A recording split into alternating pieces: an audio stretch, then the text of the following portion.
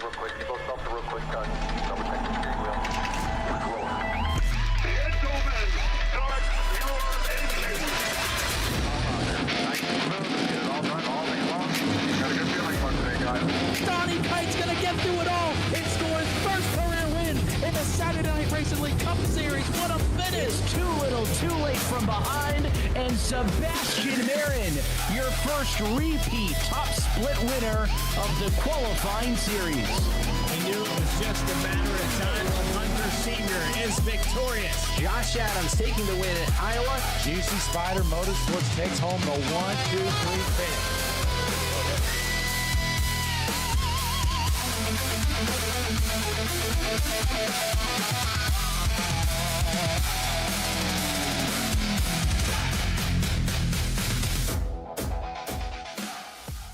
Drivers, start your printers. To keep pace with the ever-changing landscape of marketing and advertising, let Clark Print Shop help you spot the trends and keep you in front of the pack with all your color printing needs.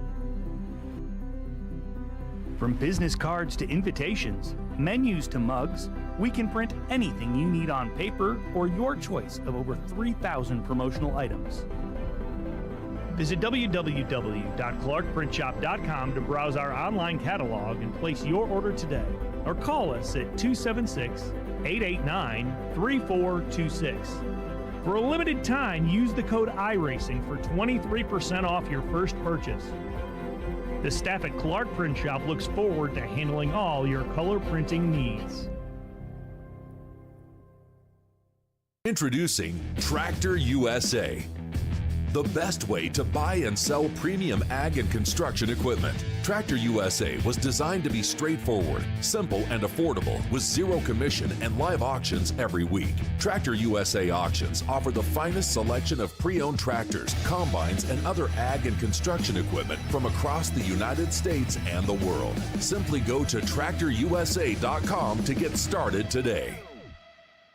Walking and Rolling Costumes started when my son Reese was born with cancer. So when I was 3 years old, I got my first wheelchair. And he wanted to be Wall-E for Halloween that year. And so I knew you couldn't buy a costume to go on a wheelchair at that time, so I knew I had to build one. My dad ended up building a Wall-E costume out of a Dell computer box. When we were all finished, he loved it. We took pictures of it and shared it on social media. So many people started sharing it that we started getting requests from people we didn't know. In 2015, we decided to build them for other kids because people were asking, hey, can you build them for my kid? So we started the nonprofit organization, Walking and Rolling Costumes, and we build costumes for kids all over the nation, free of charge to the families.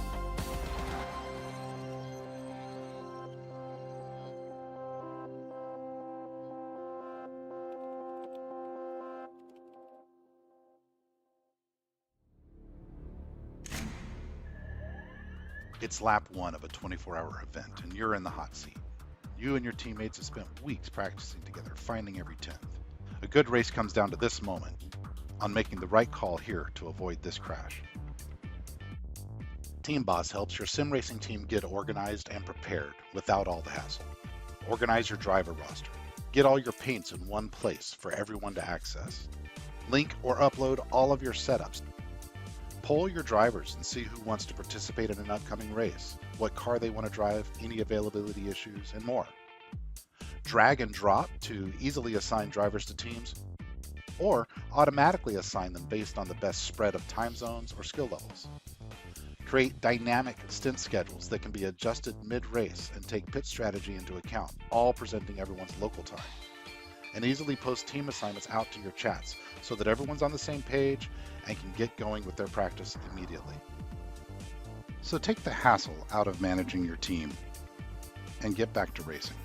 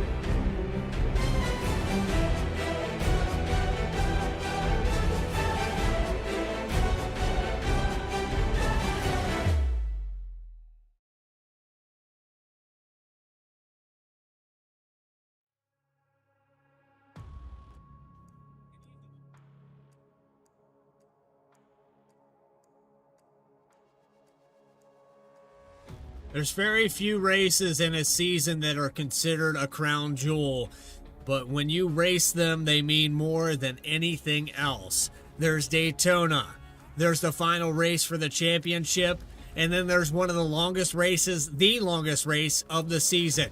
To the counterpart of the NASCAR Cup Series, Saturday Night Racing League is live from Charlotte Motor Speedway. Welcome in, everybody. Presented here live by M&J Distributors. It is the Team Boss 200 laps around Charlotte Motor Speedway. I'm your host, Bradley Cooper, alongside Connor Horn, TeamBoss.net. Connor, we've got a lot to talk about. A little bit of an off week there with Logan Threlkeld filling in for you, but tell you what, it looks like AJ Stravado has found his stride. Definitely found his stride. It was only about 2 to 3 weeks ago that we were talking about when's he going to win again. About a month ago, when's he going to win again? It's been a year. He's been close. He's getting there. He got that win at Rockingham. And since then, he's been on a tear. And we kind of felt like that would be the case when he got that win at Rockingham, that this would start something, and boy, has it ever. He obviously didn't win at Echo Park, but rattled off a great defensive victory at Texas. He picked up the pieces after an off week for Mother's Day at Dover to get that victory. All of a sudden, he's won 3 of the last 4 races in this series to put him clear in the points lead by about 20 points over former series champion Bailey Turner. Kenny Kibbe right there as well. A little further back to J.R. Shepard. Jeff Wright obviously missed that extra race. He's down 7 points, but still as big of a threat as ever. But Stravado definitely has the hot hand right now. The only driver that had been hotter was Joshua Banks, but a little bit further down the order, 8th in the standings. But you still got some surprises up there, like Seth Hatchell in 5th. Phillip Brewer, who might have a good start for tonight. Well, he does have a good start for tonight. We'll get to that. He starts 6th. Caleb Weekly, Justin Ritchie in the top 10, and Chuck Sweeting just cling on to that final chase position. And that cut line is getting tighter and tighter and more dicey the further we get closer to that chase point. Yeah, 12 points separating there on the cut line. Charlotte Motor Speedway opened June 15th, 1960, Concord, North Carolina. 1.5 miles for 200 laps, 24 degrees of banking.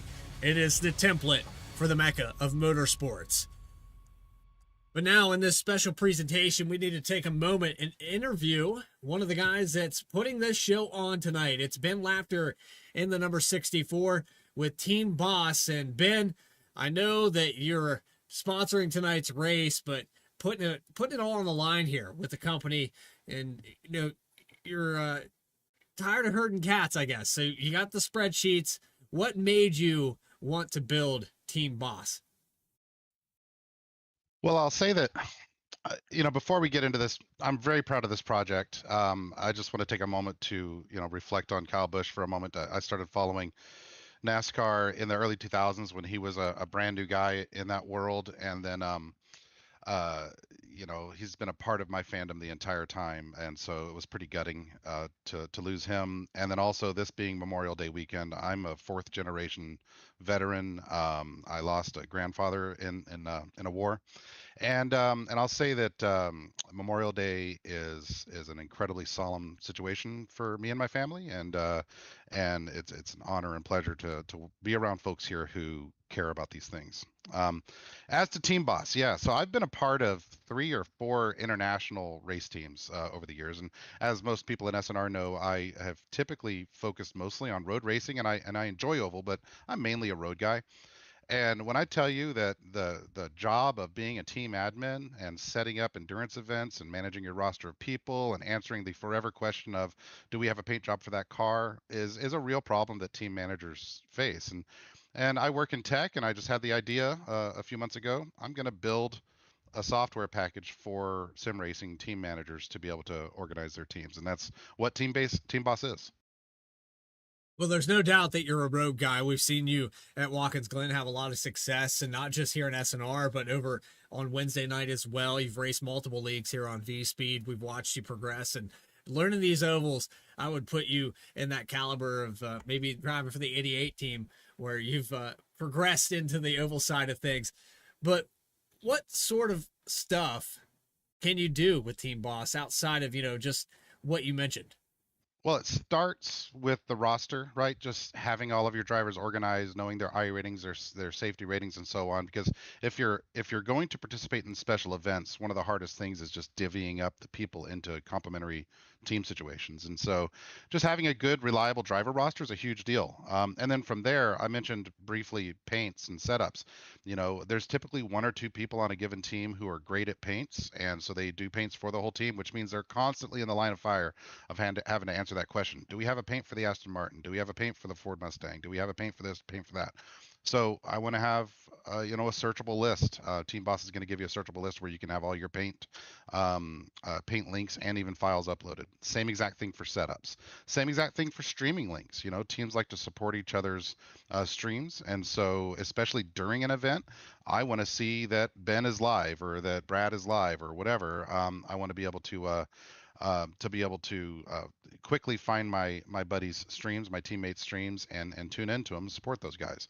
But most importantly, the big deal is setting up the teams and the stints. And so I have been working really hard to come up with some algorithmic approaches to automatically assigning drivers across teams, or giving you everything you need on the screen to be able to intelligently assign people across teams to get the right balance of I ratings and skill levels and so on that you want. And then when it comes to building out the stint itself, right, that typically falls into spreadsheets for team managers. And so I want you to be able to just drag and drop names into areas and decide, is that going to be a four tire stop or a 2 tire stop or whatever, and sort of manage the entire stint schedule using an easy modern drag and drop interface.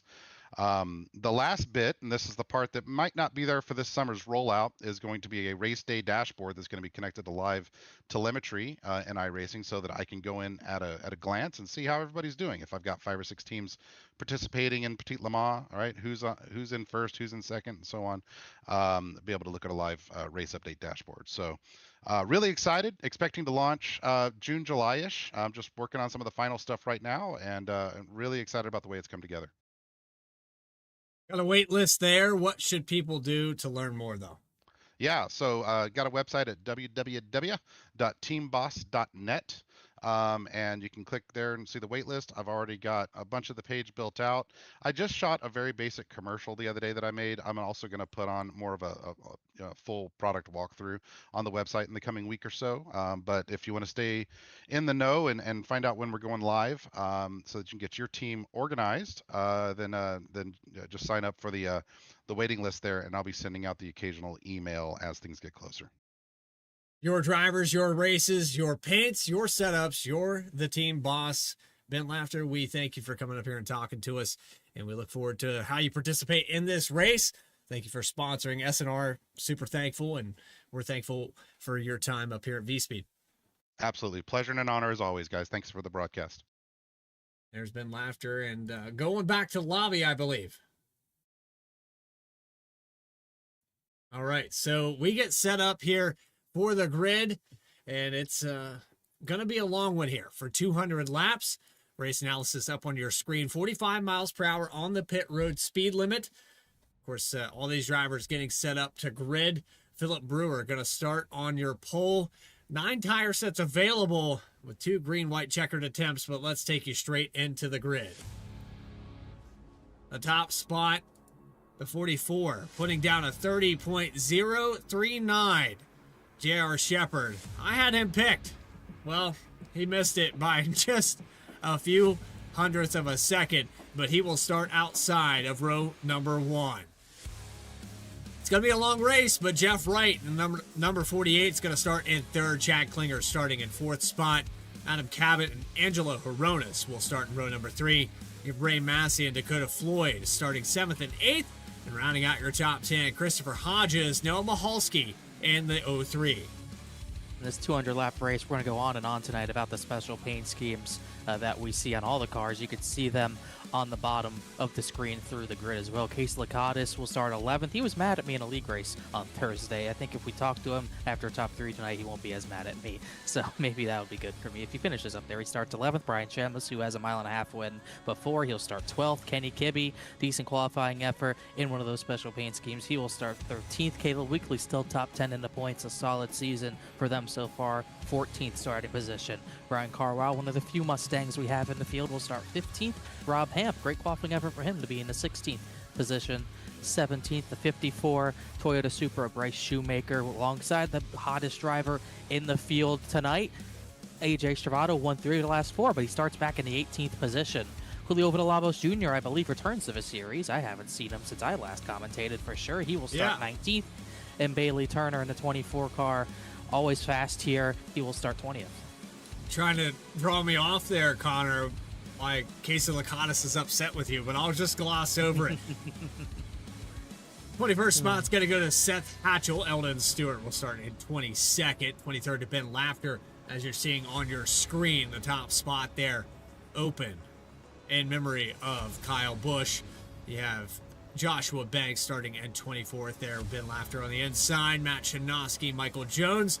Then you go back here to Chuck Sweeting. Brandon Wallace starting in 28th, the top 30 with Justin Ritchie, Christian Key. 31st position, as we will get, I believe, the 1 to go. We do have an extra pace lap, so not going this time. John Sanu, the 86, 31st. Max Cost will start 32nd, still looking for that first career victory. Maybe it's tonight. Stephen Davis, another Mustang, starts in the 33rd spot, alongside Elliott Butler in 34th. Andrew Telganoff back in this series. Only drafting track victories for him. Maybe he can get a mile and a half to his name. He'll start way back in 35th. 36th position, Tim Chinosky, the 07. 37th, Broderick Vaglavic, a winner at Talladega last season, alongside Keith Shoemaker in the 88, and then the final and 39th starter will be Austin Belke in the 89. So if you submitted your picks at the website there and went through all of the statistics, Kenny Kibbe most likely to pick up there, but he qualified this week, so he's going to start in 13th position. Philip Brewer on the pole. And we will get the 1 to go signal. 200 laps, 300 miles, 8 tire sets over the wall. Who's your pick for this one, Connor?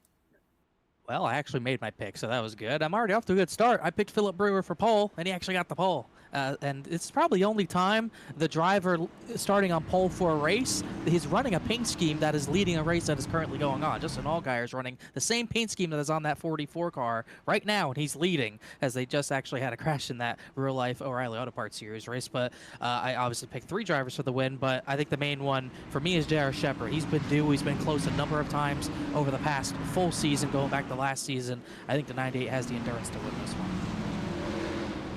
Setting up here for a long one, the crown jewel. It's midway through the season. The 44 of Philip Brewer will lead them into turn 1 with J.R. Shepard on the outside. I'm going with a 98 for this week as we watch Jeff Wright contend here. Green flag is out. It's Charlotte Motor Speedway with SNR in the Cup Series.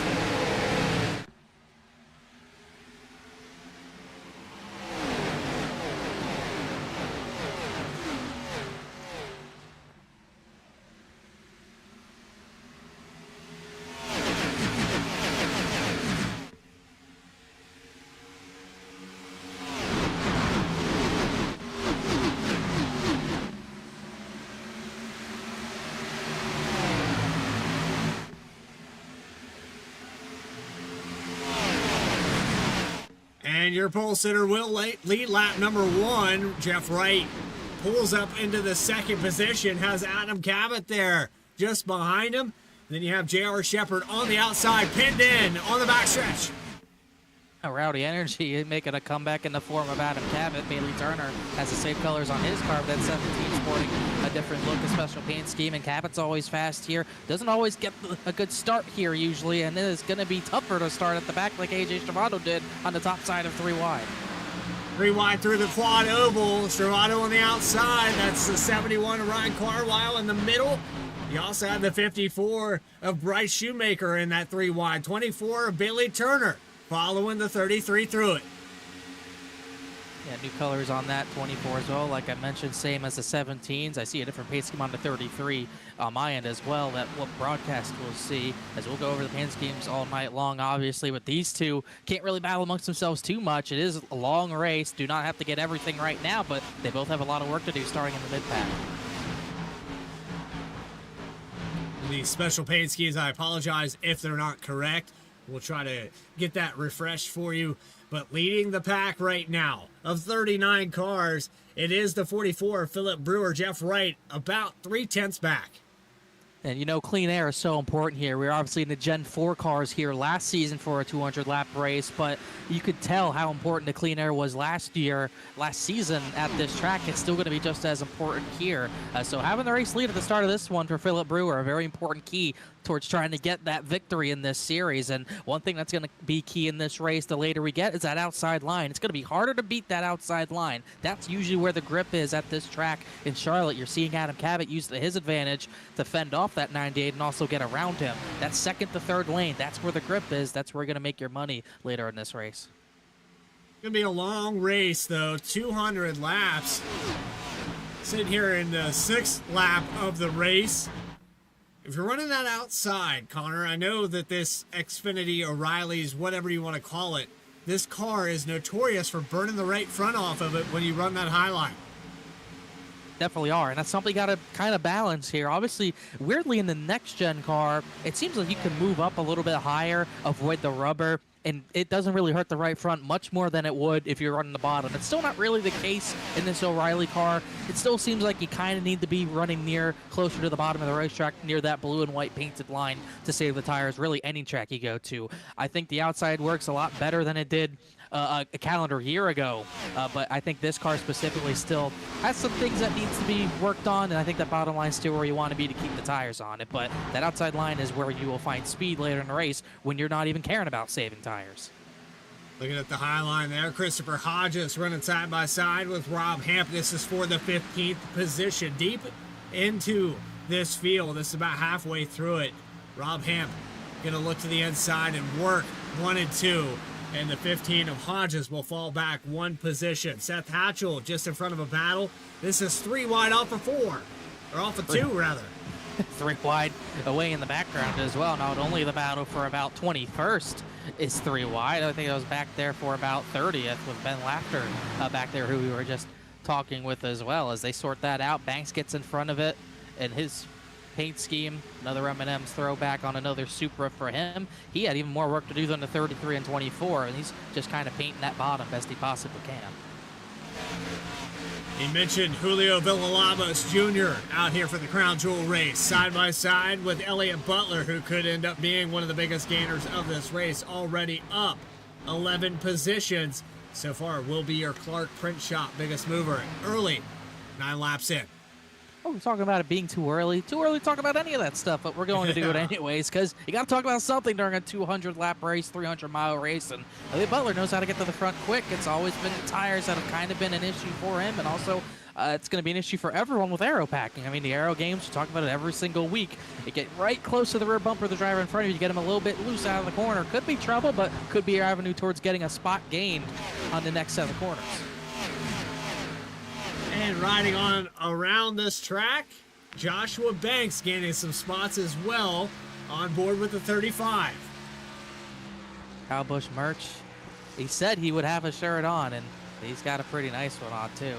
And he's got it up to 19th position. Only 5 spots, but that's a lot in a short amount of time. Rides behind the 8 of Seth Hatchell, who's in a Lucas Oil paint scheme tonight. Might just follow Hatchell through for a little bit. You can see he's driving into the corner a lot harder, which that could be an issue later on in this long run if we get a long run on that right front tire. You don't want to drive into the corners too hard, put a lot of stress on that right front tire. You really have to kind of let it really break early before corner entry and let it be pretty slow through the center and then gradually get on the throttle on corner exit. That's how you save the tires. That's how you get around Charlotte. There's a lot of laps here. You're watching patience deep in this field. There's some guys running side by side just ahead of Joshua Banks. We'll get to that battle now as we ride on board with the 35. Looks like Dakota Floyd was making a pass there, trying to get to the inside. Oh. Car on the wall. Rob Hamp a little bit.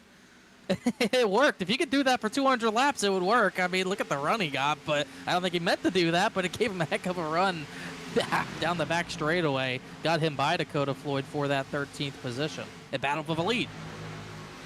Adam Cabot is caught up to the 44. He'll peek to the inside through the quad oval. Has the nose there. We'll take it into turn 1. We could see our first lead change on lap 14.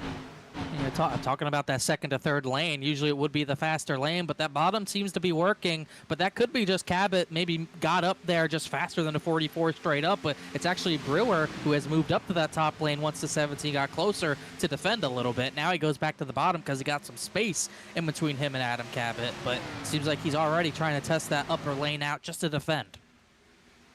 It worked this time by lap 15 underway. Jared Shepard in the 98, the 48 of Jeff Wright in the 4th position. Ray Massey doing a fantastic job defending on Chad Klinger. Outside the top 5, a lot of chaos. I think this is what you would effectively call a gaggle of cars, and Massey's leading it, still in that 5th position, but noticeably when you see those cars in front of you getting away, and then you got a bunch of them stacked up behind you, usually it's a sign that you're kind of in the way, kind of slowing some people up, and right now, Massey about a 10th off of the times that J.R. Shepard is setting right now, and Noah Mahalski, Klinger, Lakatos, Horonis are trying to get around and catch back up to those top 4s. A big slide job from Adam Cabot just got him the race lead. You're back on a replay here. Watch the slider out of turns 1 and 2. And it's all set up by that upper lane. Brewer was kind of calm, thought he had some room to be able to run that bottom lane, save some tire, but Cabot drove so hard on the top side of turns 3 and 4, got this run, and he knows that clean air is important. He knows he has to stuff it into turn 1 to try to get in front of him, and he stuffed it in big time right there, just pretty much ran the 44 out of room, all the way to the wall. I would expect that at lap 197, maybe not lap 16, but he got it done as we close in this start another lap. Going to come by for lap 18. And another moment here. We did it on the pace laps. We're going to do it here again. This is a perfect opportunity. Let's forever rowdy and get loud for the 18 team.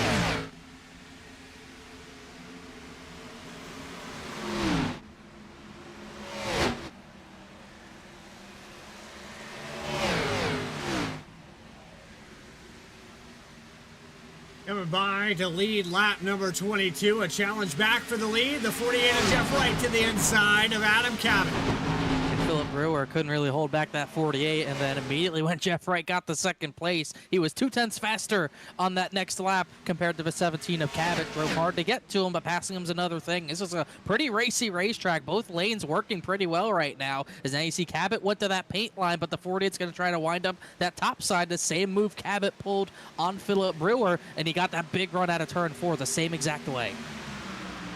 Big run into turn 1. Lap 23, now lap 24. Jeff Wright going to take the lead. He's going to do the same move. Yeah, pretty much the same thing, except this time Cabot was smart. ready for it. He backed out of it, and he's going to try to cross him over, and he'll probably slide him into turn number 3. He said, I pulled that move earlier. I know what I need to do. Backs out of the throttle, pulls it down low, gets out of that dirty air, side by side off of 3 and 4. He thought better of driving it in hard to slide him back because the 48 also drove it in pretty hard. That 48's too strong right now. Deep into this stint. It's going to be about 65 laps on fuel. Over and under on cautions was 4.5. And we've went green for 25 laps. Connor, it's looking like we're going to stay green as this field spreads out. Oh, wait. Oh, there's a slider in 3, as you just said that. Seth Hatchell's sliding. He just made a crazy save in the turn number 3. Wow, I thought he was going around. You jinxed him. That's on you. All right. Well, I didn't entirely jinx it, but let's watch it here. It's a mess throughout this field. I mean, not much separation. I mean, you can see in this replay how packed up things are, and the passes are still hard to come by. So you're going to kind of have this be an issue. As Ben Lafter just kind of drove deep into there. Ben Lafter, he had an internet issue or a PC issue, so he had fresher tires than everyone else. As they're wrecking out of turn 4 now, Noah Mahalski and Kenny Kibbe had contact. They're through the grass, but they saved it. Emerging back onto the track, everyone able to avoid the 14. Did the 03 make it back up on the transition? No, he's going to stay down on the apron. Smart move. I mean, it's very scary having to go from AstroTurf back onto the racetrack into turn number 1. As talking about it, how packed up things are right now. This is a very risky part of this is the most scary part of the race right now, I would say. Everyone's still bunched up, trying to find their spot on the racetrack. The 3, there's the 14, comes across the nose, so the 14 actually came down.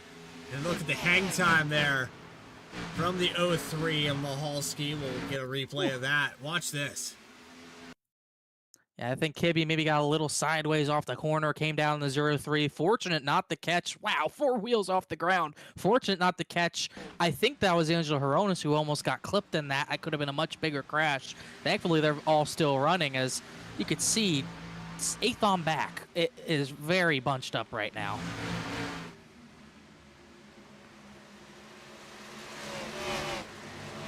Positions continue to be gained here in the cycle of all of this. 10 spots gained for AJ Stravado as he continues to move towards the front. 14 spots gained for the 24 of Bailey Turner. Turner up into the 6th spot. You've kind of seen the 33 kind of follow the 24 up through the field a little bit. And you remember Joshua Banks wasn't too far behind him. His progress a little bit slower, trying to get the 14th spot from Ryan Carwile. He just got that. Stravado gets another spot from Angelo Horonis, who's kind of fallen back just a little bit at this point in the run. And you were mentioning it's about 65 laps you can go on a tank of fuel. You know, if you make it the lap 66 or 67, somewhere around there, both runs, that makes it very close to being a 2-stop race if you can stretch the fuel maybe an extra lap or 2. So that might be something that comes into play possibly. Otherwise, you're just going to be pitting every 50 laps or so. But definitely that lap 50 mark, somewhere around there, you would think maybe we see our first set of pit stops. We might even see a 3rd lead change. Actually, I guess it would be a 3rd lead change because Philip Brewer's got some long run pace. Brewer, your pole sitter looking to the inside of Jeff Wright. Your pick here tonight for the pole? Well, not sure if you picked him to win this race, but he's been hot as of late. I plead the 5th, but he's had a lot of speed in this entire season. It still would not be a surprise to see him go to victory lane. But even saying that, I'm a little surprised he's been able to chase the 48 back down. I thought, hey, the 17 and 48 just saved their stuff better, but he got back around Adam Cabot, and he's fighting hard to get back around Jeff Wright. And Cabot is struggling. Also had that 64. Ben Lafter that we talked to had a connection issue there at the start of the race. Missed the grid. Has 4 fresh tires, trying to get his lap back the old-fashioned way. And if you see 2 stops versus 3 stops, if we have clashing strategies at any point in this race, this is the type of sketchy stuff you're going to see. You're going to see drivers on new tires trying to get by the guys on old tires. You're going to see 3, 4 wide, these drivers trying to thread the needle, trying to get by the drivers on old tires, and it could get dicey like it just did right there, like it did with the 8 of Seth Hatchell sliding with contact from the 64. You just don't know what might happen if it comes down to something like that. So Chef Wright with the lead. He has led now 9 laps after starting in the 3rd position. Philip Brewer, your pole sitter, led the other laps, 15 of them to be exact, and Adam Cabot getting a handful of them there with 8 laps led. 34 laps into this event. These 3 drivers in the top 3 have led at some point. J.R. Shepard just behind the 17. The 98 car looking to get around the 17, taking the high line through 3. You don't usually see Adam Cabot struggle in the long run, but it definitely seems to be the case. I mean, he was the leader, and he's dropped about a second off what is now the race lead in Jeff Wright. Just does not have the pace right now, really struggling, a few tenths off here and there, pretty much every other lap. So definitely struggling right now, and you can tell he's trying to get that bottom line back going, maybe got to the high side a little bit too quickly. Remember, there's not a lot of rubber on this racetrack when we start, so it could be a case of he got up there when there just wasn't enough grip up there, and he just wore stuff out as Shepard slips up the racetrack a little bit, trying to get that position. Just a touch on the apron there, Connor, and I think the 98 had the run, but wasn't able to do anything with it after that little mistake. You see a lot more drivers getting to that bottom line as his run goes longer and longer. It's over 2 seconds of fall off already, and we're probably still at least 15 laps, 10-15 laps away from pit stops, maybe longer than that. So everyone already struggling for grip, and we're not even close to the end of it. 2-time winner Andrew Telganoff outside that cut line, outside the top 20 in points. So had a hiatus there, unforeseen circumstances, got himself back in with that win just a few weeks ago. But watch him back here in 24th position, a little off pace for the 3. Maybe a little off pace. He also didn't really start near the front of the field. He's actually up 11 positions, so pace isn't horrible, but qualifying so much more important on iRacing than it was really 5+ years ago. I mean, that track position matters more than ever, even in a race this long. So it's going to take him a while before we see him up in the top 10, 15, battling for positions, battling for points. But it's been a steady climb so far, I would say. Speaking of steady climbs, you're watching there with Elliott Butler rolling around this racetrack. Elliott Butler has gained 13 positions, still your biggest mover, actually tied with Joshua Banks in the 35, moving up through this field. Banks riding in the 11th position. But all the way around this track, we've stayed green, and that's surprising to me with 39 cars on here.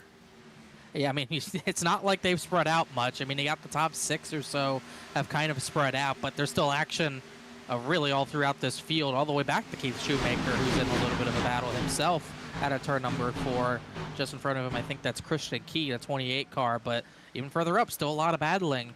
You got some guys who have grip, better long-run pace. You got some guys with no grip. You got some guys swerving, kind of lifting off because Caleb Weekly sees things he does not like in front of him. This is probably the most volatile part of the racetrack, this battle, which is, I think, for the 12th position, and it's about 10 cars battling for that spot. You got the one just behind him, Eldon Stewart, Caleb Weekly in 16th, Casey Laconis in 13th position battling here. Rob Hamp on the outside, Ryan Carwile all through 12th, back to 19th, 20th spot.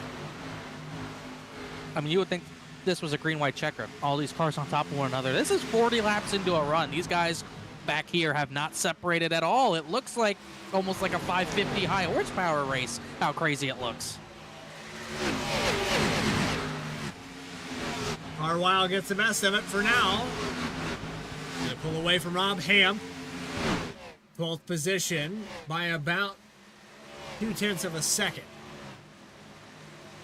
Every one of these guys getting single file are like, please get me away from that. I need to get out of here, because you just don't know when that bubble's going to burst and something's going to happen. You got the first 5 of them single file, includes Kenny Kibb, who's trying to fight back through this after his escapade through the AstroTurf. He's back up into the top 15 now, but they're still jumbled up.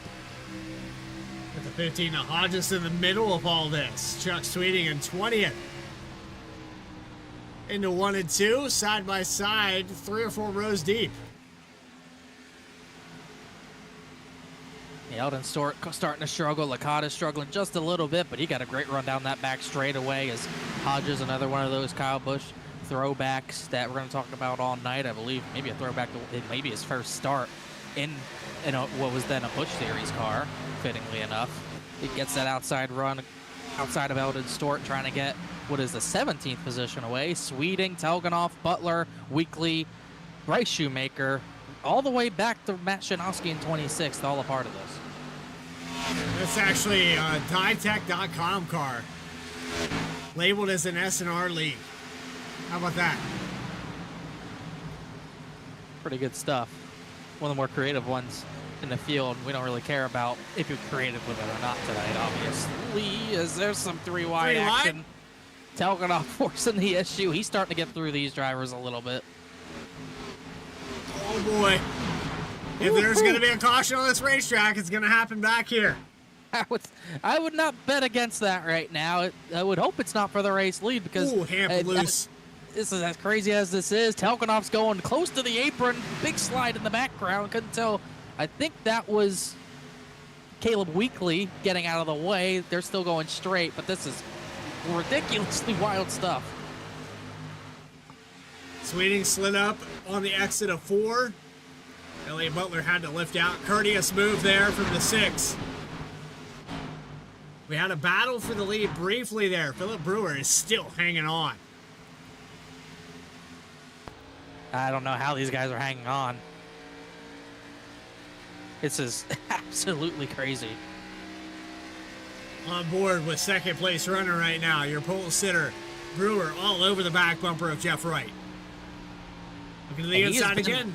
He's been there ever since, and Jeff Wright has consistently been running this middle line to defend. That's what we saw Brewer trying to do, but he just got caught out by Cabot running the outside when the 424 went to the bottom. It lost into clean air, lost in the track position. Now we're starting to see how tough that pass is to make. I mean, it's just these two. They pulled away from the rest of the field, but that outside line just too strong for Brewer to really do anything at this point. I think his best bet maybe to get close to that bumper of the 48, loosen them up, maybe side draft him into the next set of corners, and then slide him into turn 3 or whatever corner he tries to make that pass. But obviously for the lead, it's a very tough pass. And I had that insider trade agreement, Connor. I was talking about it a little bit pre-race. I asked if he had made your picks. Jeff Wright is on new equipment this week. He has an MPI wheel, semi-cube. Pretty penny for that, I'm sure. But it's the 63 of Max Cost that's running his old stuff. Send it to him.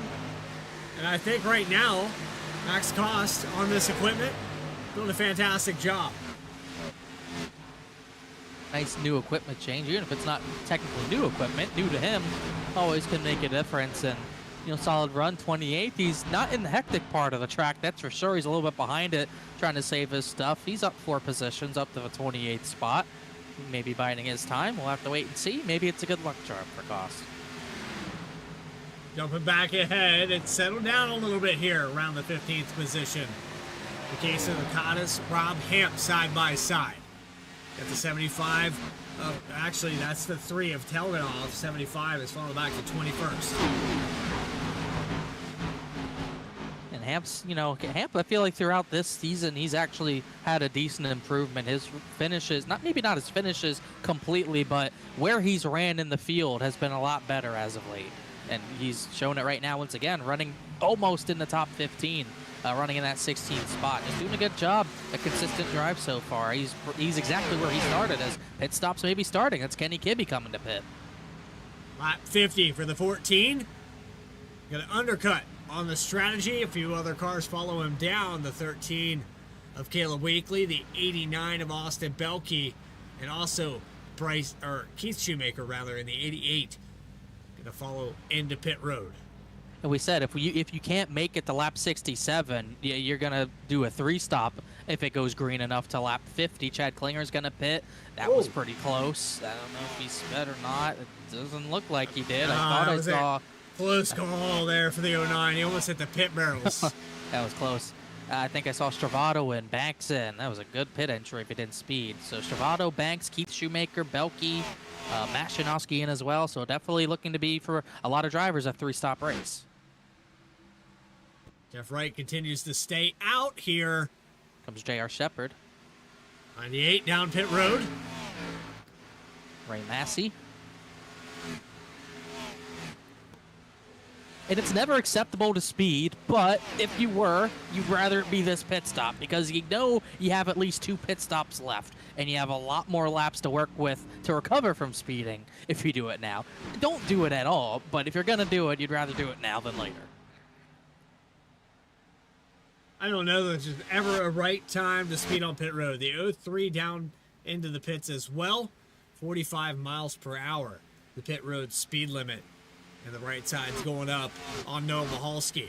Down and away for Shepard. Going to leave the stall. Massey is out as well. Max Cost coming out of his stall.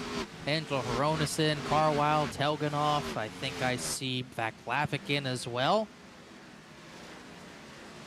And that lead, we've seen a lot of times on the way long run. Maybe Jeff Wright not the best on the long run after 80% of a tire life, but that extra 20% of tire life, that's when he'll be at his best. And that's what we've seen right now because he has pulled away from Philip Brewer. It was a battle of a lead 5 laps ago. Now it's a 1-second gap.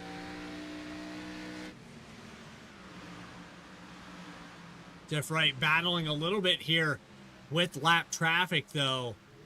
Philip Brewer 1 second behind. Tell you what, I would stay out because this is what we were talking about with differing strategies. If the drivers are trying to cut a pit stop out, you're going to have drivers on old tires holding up the drivers on new tires. And when those strategies mix, it can create some chaotic action with those guys on new tires getting through the field. You could see how big the difference is. Yeah. Watching Ray Massey on a fresher stint. Going by the 75 like a rocket ship. And I believe there was a speeding penalty here for Christian Key.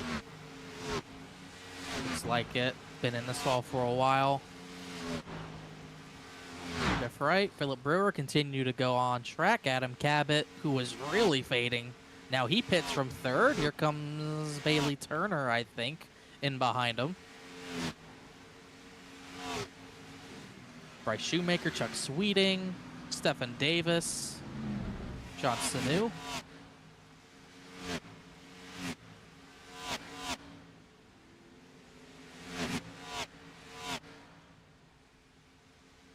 And here comes Jeff Wright, race leader in this time. We're going to stay out one more lap. Take the lead.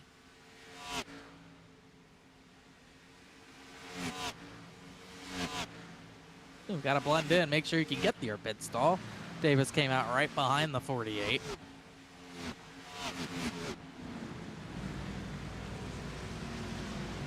Would expect the right sides and left sides to go up here on the 48 machine.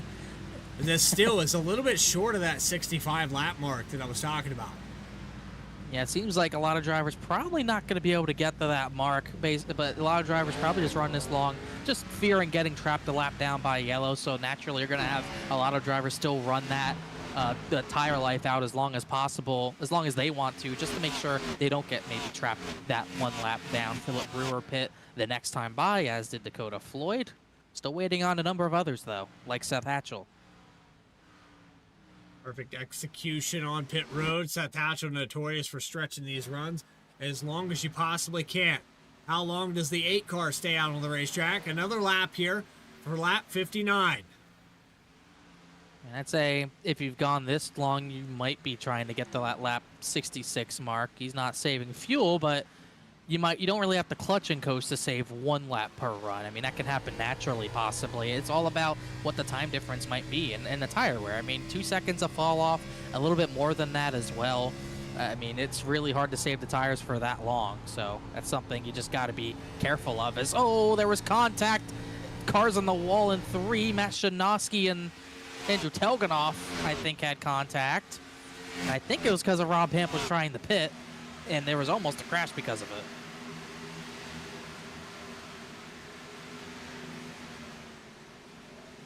Hamp, Ritchie, Lakatos, Chambliss all pit. Somehow they didn't crash. Hamp's trying to get down pit road. Watch this here. Wow. Yeah, that could have been a big crash. Unfortunately, Matt Shanowski, I think, might have gotten the worst of that with some right side damage. Even Hamp did end up pitting, and I didn't see or hear him call it out, so I'm not quite sure what happened, but it looked like Rob Hamp was trying to pit and was just coming down the track, and eventually just came down into the 3.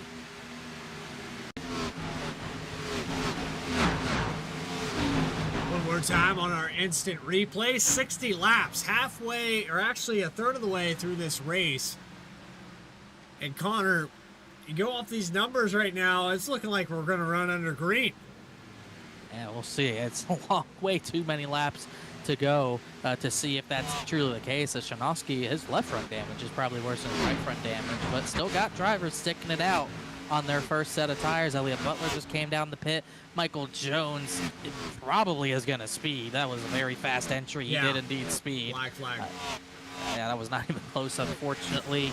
Christopher Hodges, that might be it. I don't know if anyone else has stayed on the track. I believe no one could really get to that mark we were talking about. Besides, no, Chad Klinger had a pit. He really short pit, actually. He pit around that lap 50 mark. So, Chad Klinger currently cycling out to the lead.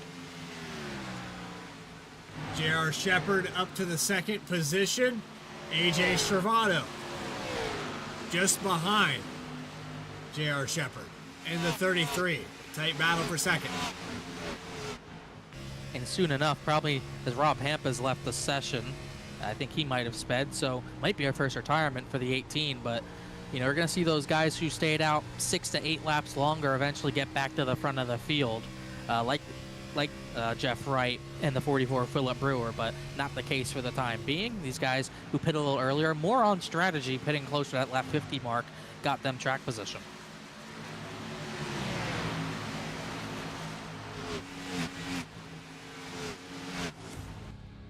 We're going to take a quick commercial break here on VSPEED. You are watching the Saturday Night Racing League presented by M&J Distributors. The Team Boss 300 will continue in just a moment.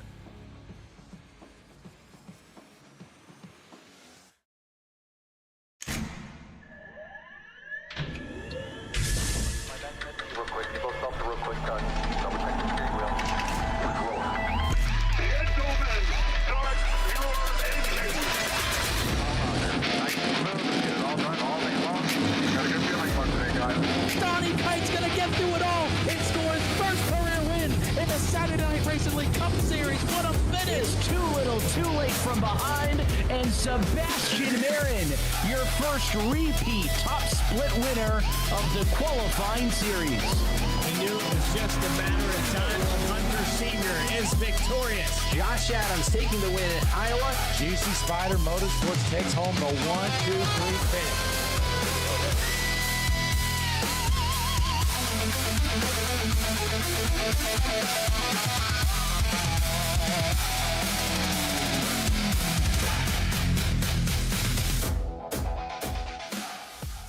Drivers, start your printers. To keep pace with the ever-changing landscape of marketing and advertising, let Clark Print Shop help you spot the trends and keep you in front of the pack with all your color printing needs. From business cards to invitations, menus to mugs, we can print anything you need on paper or your choice of over 3,000 promotional items. Visit www.clarkprintshop.com to browse our online catalog and place your order today, or call us at 276-889-3426. For a limited time, use the code iRacing for 23% off your first purchase. The staff at Clark Print Shop looks forward to handling all your color printing needs. Introducing Tractor USA. The best way to buy and sell premium ag and construction equipment. Tractor USA was designed to be straightforward, simple, and affordable with zero commission and live auctions every week. Tractor USA auctions offer the finest selection of pre-owned tractors, combines, and other ag and construction equipment from across the United States and the world. Simply go to tractorusa.com to get started today. Walking and rolling costumes started when my son Reese was born with cancer. So when I was 3 years old, I got my first wheelchair. And he wanted to be Wall-E for Halloween that year. And so I knew you couldn't buy a costume to go on a wheelchair at that time. So I knew I had to build one. My dad ended up building a Wall-E costume out of a Dell computer box. When we were all finished, he loved it. We took pictures of it and shared it on social media. So many people started sharing it that we started getting requests from people we didn't know. In 2015, we decided to build them for other kids because people were asking, hey, can you build them for my kid? So we started the nonprofit organization, Walking and Rolling Costumes, and we build costumes for kids all over the nation, free of charge to the families.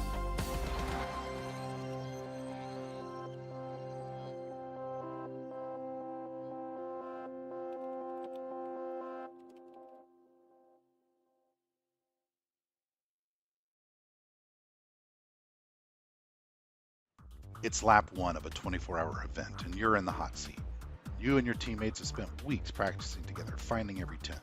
A good race comes down to this moment, on making the right call here to avoid this crash. Team Boss helps your sim racing team get organized and prepared without all the hassle. Organize your driver roster. Get all your paints in one place for everyone to access. Link or upload all of your setups. Poll your drivers and see who wants to participate in an upcoming race, what car they want to drive, any availability issues, and more. Drag and drop to easily assign drivers to teams, or automatically assign them based on the best spread of time zones or skill levels. Create dynamic stint schedules that can be adjusted mid-race and take pit strategy into account, all presenting everyone's local time. And easily post team assignments out to your chats so that everyone's on the same page and can get going with their practice immediately. So take the hassle out of managing your team and get back to racing.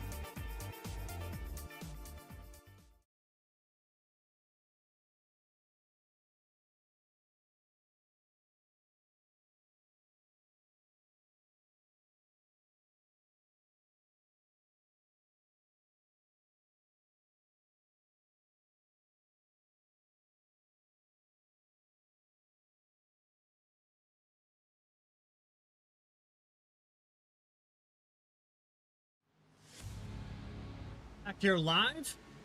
A little bit of a delay there, but we got plenty of laps left to go. 74 laps completed. Jeff Wright has taken back the lead. Chad Klinger on a little bit of an undercut strategy here.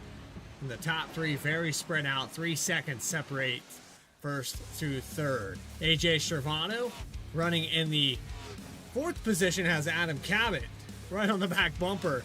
Connor, it's been clean and green. Surprising. 200 laps, 300 miles, and we've seen nothing but green flag racing from the start.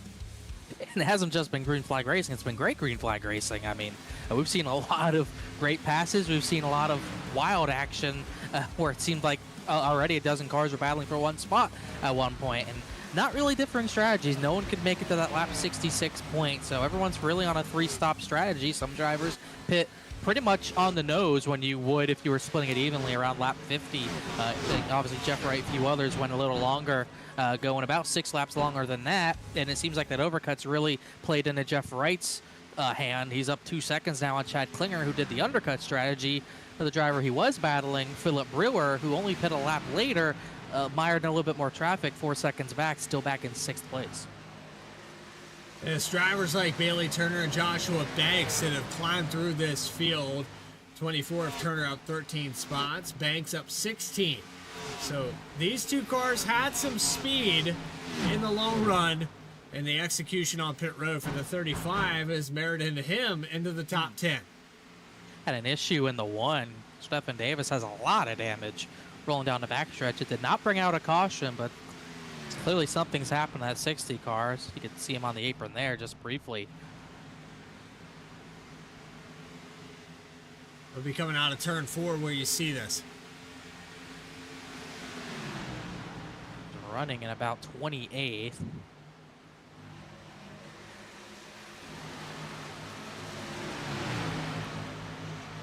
I believe that is, trying to see, I think that, don't remember who that is because it's not the 18. Oh, it looks like Davis hit the wall, came down to, oh man, he pounded the wall. And just slotted in perfectly between two cars. Could have been a caution there. I think that was Justin Ritchie. Ritchie's in another Kyle Busch paint scheme. His number shows 18. Most weeks he would be the 55, but Ritchie just thankful he didn't get taken out in that. Just seems like Davis maybe took the tri-oval a little bit too wide and came down, hit the 55, and that was a really hard hit. But unfortunately, it might be the 60s day ended early. We'll see if he gets back on track, but that was a huge hit. Watching Chris Hodges go by Max Costa in the 23rd position. Philip Brewer making a pass on the 33. This is out of 4. Trying to, at least. About 2/10 faster, or actually really closer to a 10th faster, but that pass still hard to make. We saw how hard he tried with the 48, and now he tried to go to the outside. He tried to catch the 33 napping, tried to get through his right rear quarter pound. I think he just barely did. Really kind of daring move there to try to go to the outside so late that could have resulted in contact, but it was the perfect move. He got by Stravado doing just that. That's where you need the pass, that outside line if they give it to you, and he took exactly what he needed.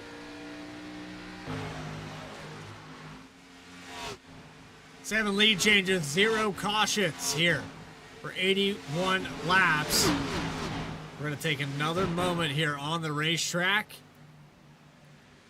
We're going to get rowdy, forever rowdy, with the 18.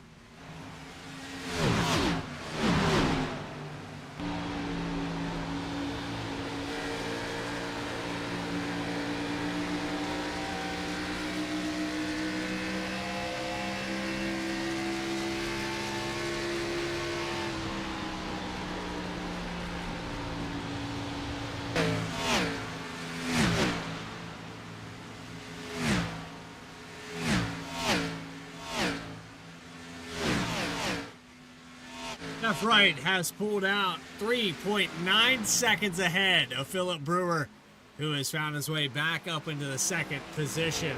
Ran that extra lap. It's paid off to an extent here, but Adam Cabot close behind, watching this battle for 2nd position. Chad Klinger just got passed a moment ago. Klinger led some laps, 7 lead changes. I mean, this is fantastic racing here from Charlotte. It's been great. We're seeing both lanes work. The bottom's been fast and the top side maybe a little more dominant than that bottom line has been, but still both lanes working pretty well right now. You're seeing Brewer. He's kind of gotten by Adam Cabot, but he really hasn't been able to pull away. And we might see Adam Cabot maybe saving his stuff a little bit better this time. Who knows? We'll have to wait and see as he's going to get that run on Brewer, trying to get that second position back. Little bit of contact through the dog leg there, and the 17 might get the spot back, but Jeff Wright is loving probably hearing about this because he can't see it. He's that far ahead. He's 4 seconds clear of this battle for second. And it looks like one of those races where he just can't do any wrong. He is well clear of this battle. Now we're going to continue to drive to the inside. Defending well for Philip Brewer. This is for the second position. Almost contact out of 4 through the quad oval. Keep watching that 17. Keith Shoemaker was like, wow. I don't want any of that. Just backed out of all that. Let Bailey Turner and Chad Klinger through. They're battling behind for the 4th spot with J.R. Shepard. But you've seen it. Even though the bottom line's still good enough, it's still tough to make that pass because you need that room to slide up out of the corner. And that car's there. You just can't get as good of a run. And Cabot's going to try that same slide job move, but Brewer still drove it in hard enough to where he's on the right rear. But I think Cabot's tires this run are just better. About a 3-lap difference on tires between the 17 and the 44, but somehow Cabot able to make that stick. Drives it up to the outside, back to the inside for the 44. Still, second place up for grabs. These guys going side by side have given up half a second. J.R. Shepard, we got a car sideways. That's Bailey Turner with Chad Klinger on the back bumper.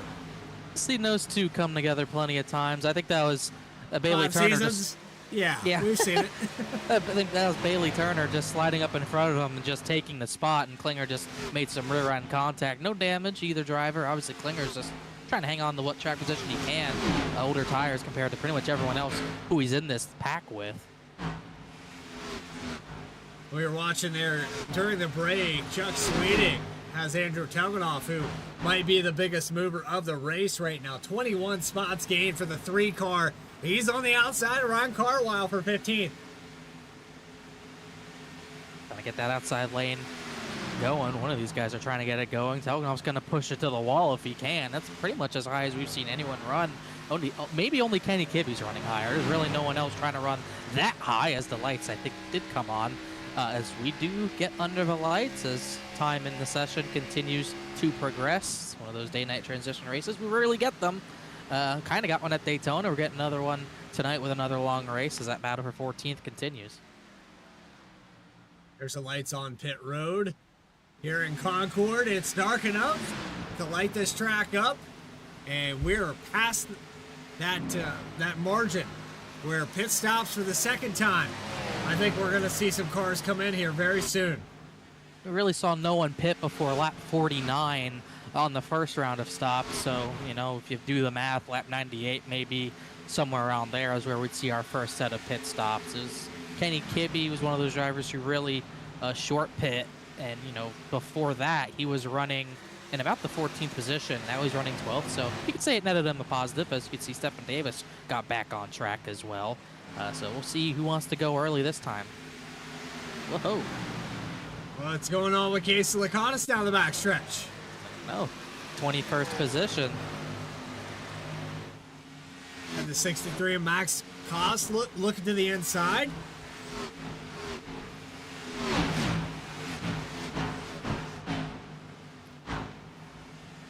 Got around Max Koss. Got very loose. Whoa. Yeah, that'll put you on the apron. Whoa, I think Villalobos did the same thing. He got sideways. Night come, lights come on. Tracks get maybe a little bit more slick. Not as big of a moment. Oh, he actually got the wall a little bit. Track temperature down to 99 degrees now, Connor. That means these drivers are going to be, the corner speeds are going to go up, maybe a little bit harder to pass, and you're going to have a lot more grip. That means you're going to be on the right rear, I think, a little bit more. Just going to be on the right side in general a lot more, but that right rear, you might see a lot more action sliding off the corner over there because of it. Battle for third. J.R. Shepard has worked his way to the back bumper. Philip Brewer, Stephen Davis there a lap down, and the 60 car Actually, several laps down. 3 wide, though, down the backstretch. Davis to the bottom. And Davis, he has fresher tires. He did come back on track with that car fully repaired. Trying to see what he can get. As Shepard clears up in front of Philip Brewer, and Brewer's going to hit the wall in the dirty air and completely lose a lot of time. Brewer's probably getting tired of guys slack jobbing out of 4. It's happened to him multiple times here tonight. Happened a lot of times. I mean, just something has gone wrong on this run for sure, though. I mean, we saw he had pretty good pace right until pit stops happened. This time, it's almost like he got himself in a little bit more dirty air than he was in the previous run, and the tires have just not been the same as he wiggles off of 4. The 09 all over the bumper. Keep in mind, the 09's tires are pretty old compared to the 44. You know, Chad Klinger, John Sanu, he's on fresh tires. He's going to try to get through this. 09 pit lap 50. The 44 came in trying to make sure 7 laps past that. So, you know, big difference in tires, and he just lost that spot to the 09. So I think it's just a mix of dirty air compared to his first run, and just drove it a little bit too hard this run, and it's costing him a lot of positions on track, a lot of time on track right now.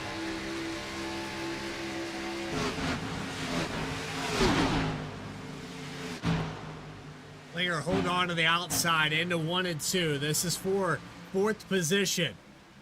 Klinger going to hold on to it for now. Defending on the outside with older tires. Big run here for the 44 Brewer, but he has to check up. Bailey Turner going to get the run out of 4. And hold it down to the inside. Klinger's loose.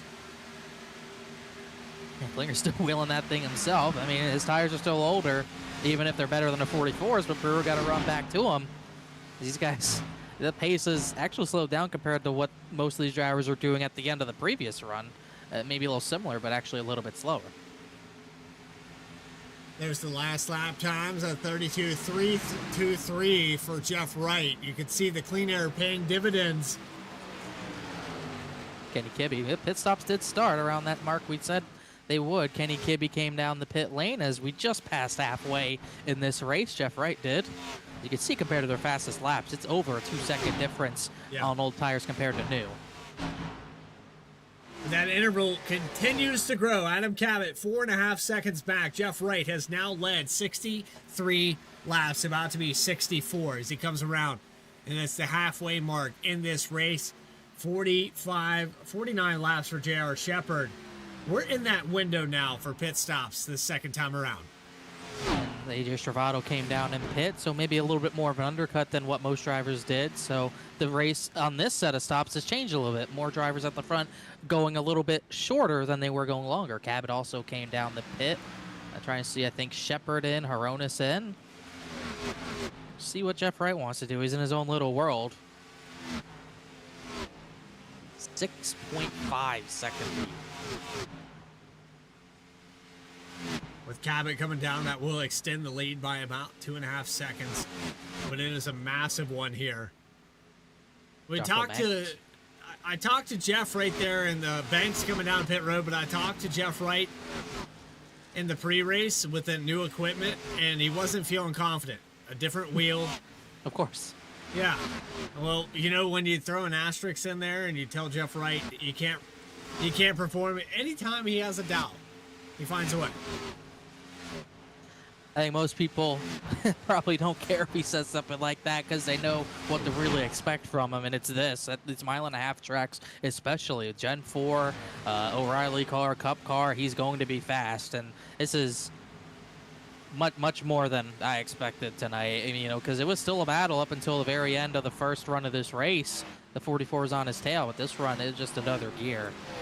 Almost a 7-second gap over his next closest competitor. Cruising, but long way to go. This race is nowhere close to over. We saw this in the, like we said, we saw this in a Gen 4 race as Turner's going to come down to pit. We saw this last year's race. He led the first half of the race, was dominating. Caution comes out, resets the field. He loses the track position, and then he just wasn't the same after that. He did eventually get into the battle for the win through restarts, eventually crashed out with Joe McWhorter, but, you know, it can happen in an instant. That track position matters. That clean air matters.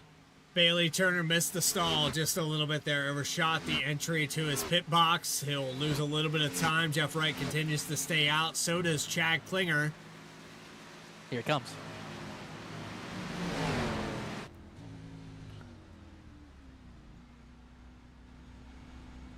I think Bailey Turner, yeah, we said Bailey Turner pit, almost forgot. A lot more drivers pitting. Telgenov's in, 54's in. Massey down and away. Elliot Butler will be in. Max Koss, 63. And here comes the race leader.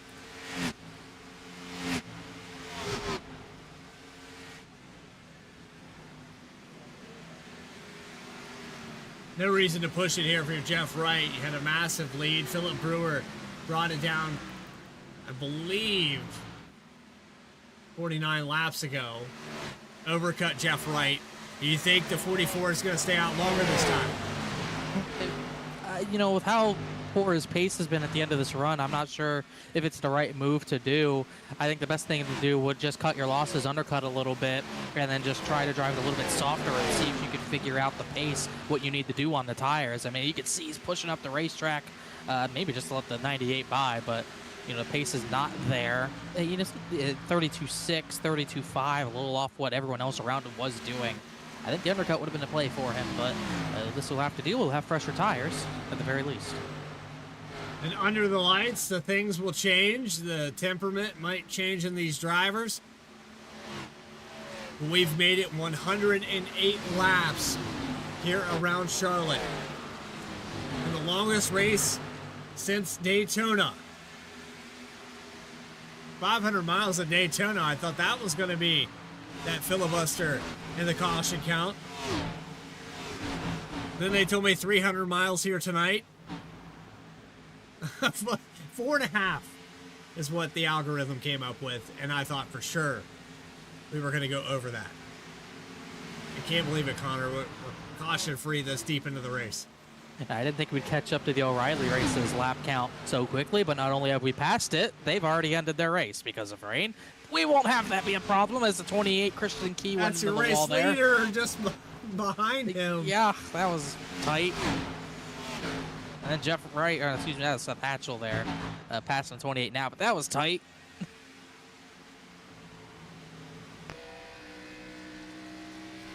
On board with Hatchell in the 8 car, about 1 second behind, and you see the new tires versus old tires to the inside of Brewer just ahead. Oh, and he, geez, he pit. I do not think Christian Key knew he was pitting because that was really close. Hatchell going to take the lead. Lap led.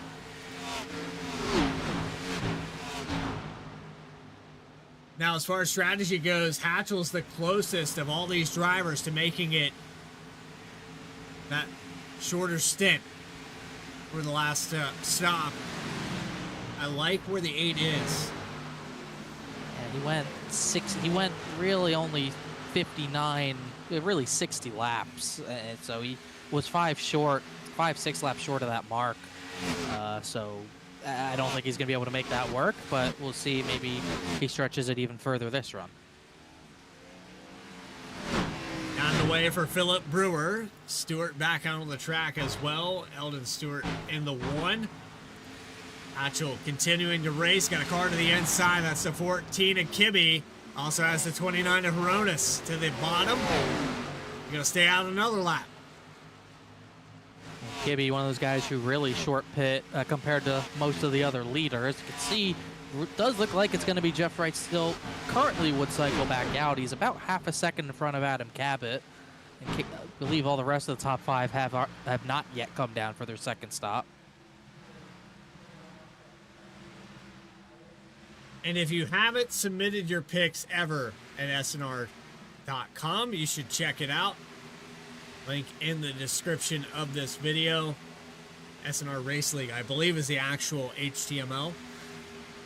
We've got Saget in the chat. We've got Sano. We've got Amir the Racer. A lot of people out here to watch on the broadcast. We thank you for watching the Crown Jewel event in the Team Boss 300 Saturday Night Racing League presented by M&J Distributors. There is team boss leader, the 64 Ben Lafter, going around to race leader Seth Hatchell, as he'll continue to stay out here on lap 114. Christopher Hodges in the second position. It's a toss-up of strategy at this point, halfway through at Charlotte. Still waiting on about those 5 drivers to pit. Hatchell, Hodges, Ritchie. Chambliss is yet to pit in 5th. Lakatos in 7th is yet to make that second pit stop as well. We're hoping for a yellow, maybe something to happen. Definitely no fog is coming to end this race, that's for sure. Seeing if something maybe goes their way, get some track position, and save a set of tires and save track position. A double win, that would be for sure.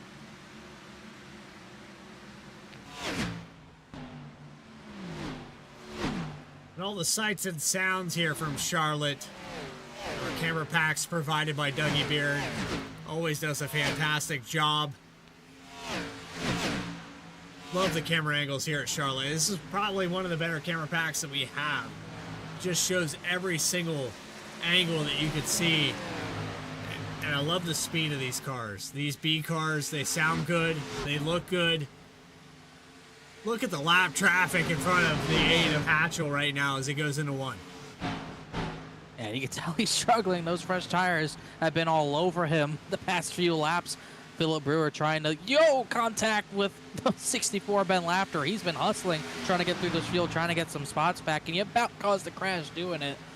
Hatchell is screaming. Well, he's screaming to himself because he's his own crew chief, but he's screaming for tires. He wants them. And we'll ride on board here with the 99 of Brandon Wallace, who was in the midst of all that. That could have been his race done for sure. And Hatchell, I mean, if he wanted to make it on one more stop after this, he would have to go about 15 more laps. I just don't see that happening. No. Brandon Wallace is running his own race. Kind of been a tough race. Lost a lot of time in his first pit stop sequence. He's a lap down to Seth Hatchell. So not the race he wanted at 99 for sure. 99 just gave it the peace sign there.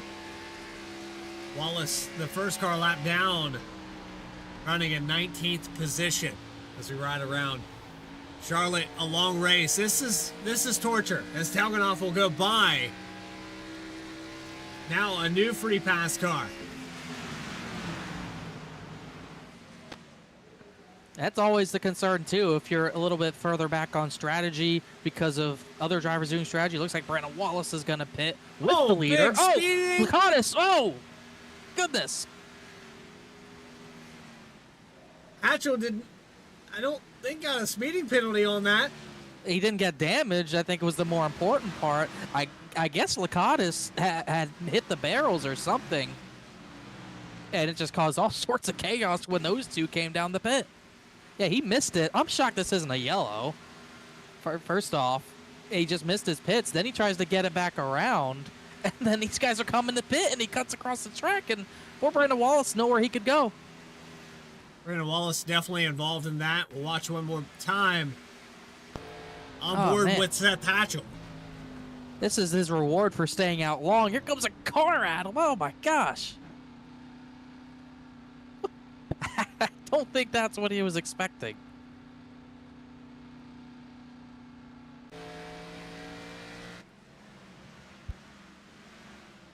I wouldn't have missed it. I would have hit Casey Lakatos at the entrance of pit road. I would have hit him. I can't imagine what they were thinking. It's kind of dark over there, and the 50s car maybe blended in. You could almost not even really see the 50 car from the 8s on board. That was a really scary moment. That could have been really bad. And obviously, to make it worse, there's no caution for any of that. So Brandon Wallace comes back on track with a decent amount of right front damage. Christopher Hodges, he's finally going to come down to pit. So now Jeff Wright's lead is only 4 seconds, but it is growing. And it's Adam Cabot trying to chase him down. Bailey Turner in 3rd spot. It's 3.8 seconds. 5 lap difference on the stint here between Jeff Wright and Adam Cabot. Jeff Wright has much fresher tires than the 17. And he just has not been really touchable right now. And unfortunately, it's at the dismay of the rest of the field because he's lapped about half the field. Everything's cycled out now. There's only 21 lead lap drivers right now, all the way back to Tim Shinosky, who, by the way, he's having a pretty good run in 21st position right now. He started back at 36th, tail end lead lap.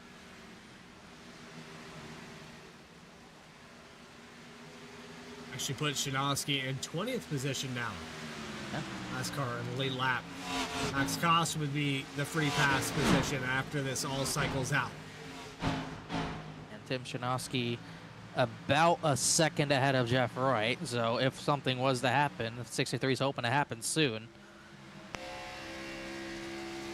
This is, I mean, he is in his own, we say it a lot that he's in his own zip code. This is taking it to an extreme. You give this guy 300 miles to make his own trail. It's got embarrassing. Not surprised. Yeah. Not surprised. I'm surprised on the equipment change, though. You know, as a sim racer, Connor, you can back me up on this. If somebody moves my seat, I detect it. So when you change the wheel... I mean, there's a learning curve there. I mean, I've had the same equipment for...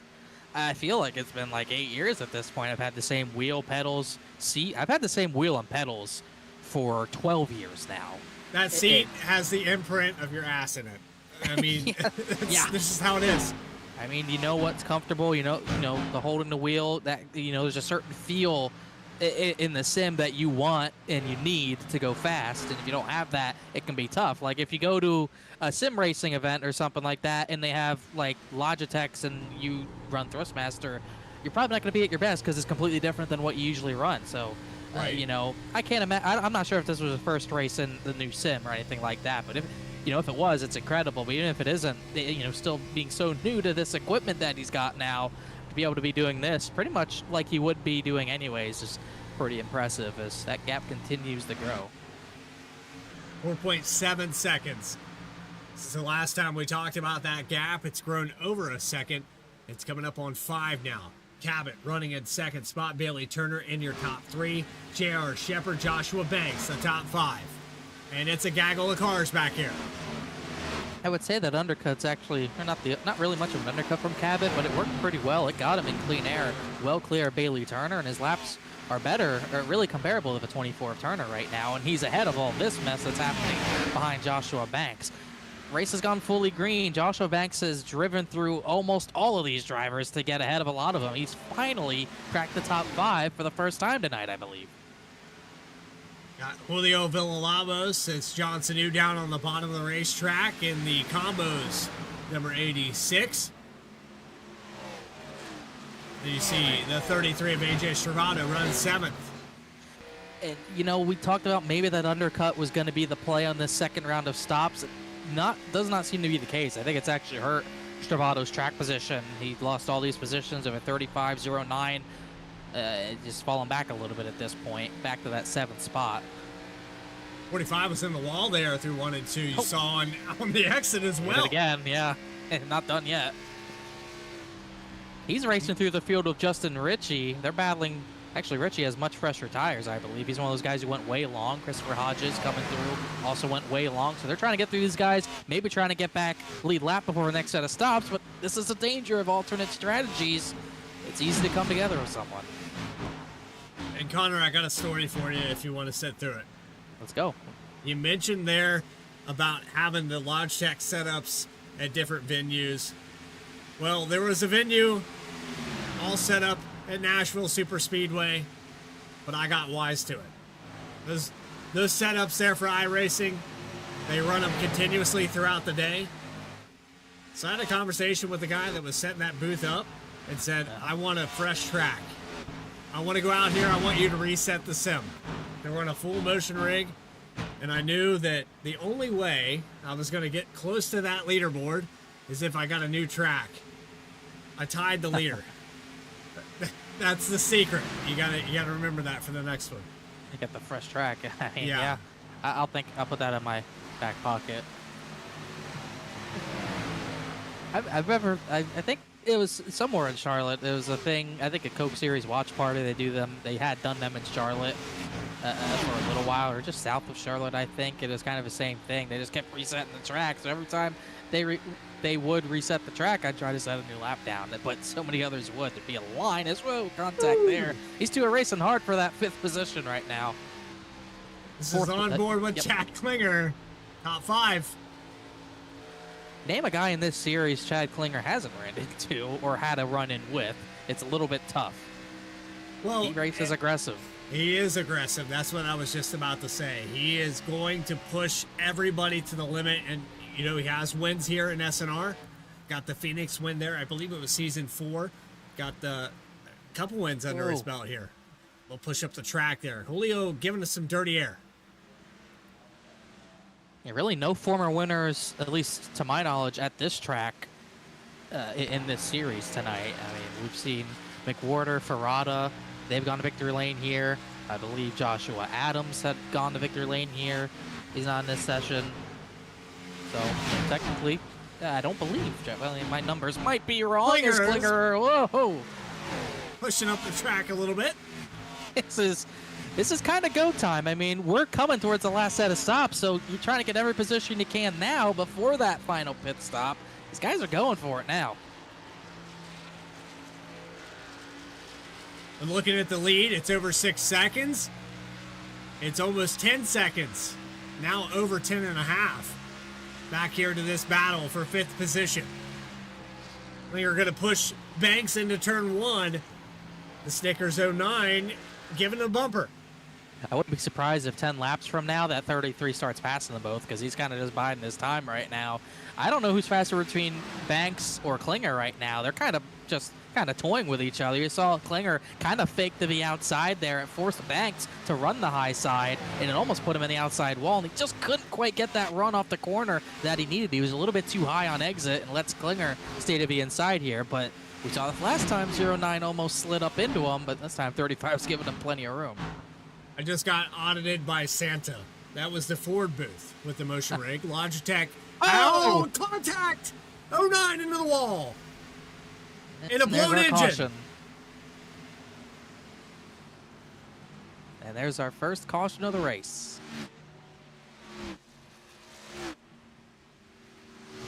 Chad Klinger was running a phenomenal race, and our first caution of the night. Contact with the 35 and the 09. That's tough. It kind of just looked like the game together. It looked like the 09 was chasing it up the track. It looked like 35 was kind of chasing it off the outside wall. It just seemed like a mutual meeting of cars. And usually it doesn't end well.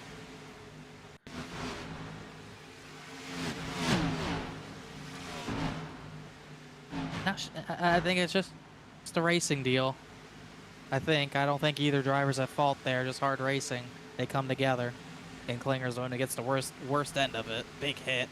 Rear wheels come off the ground.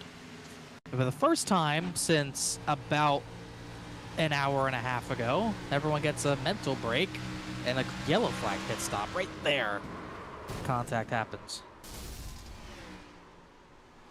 Opt engine for Klinger. Nothing he could really do there, I don't think. It just, we saw them almost have contact, hard racing. Obviously, they've had contact in the past. I don't think anything malicious from either driver there. Just unfortunate it happened. Everyone gets that yellow flag pit stop. This puts it in a tough spot fuel-wise, I think. Jeff Wright, the easiest race off pit road he'll ever have. Cabot second. In fact, Lavick, lap cars that also come down to pit there as well, I believe.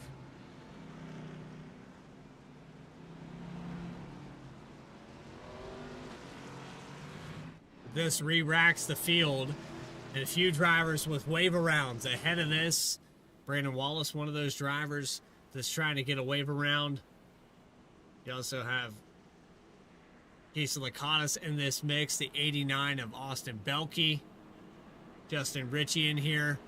Surprisingly, Caleb Weekly. Christopher Hodges, Brian Chambliss, the first car in this free pass position. But we're going to take a quick commercial break here on VSPEED, Charlotte Motor Speedway, and the Team Boss 300. Don't go anywhere. More coverage will continue in the Crown Jewel on VSPEED.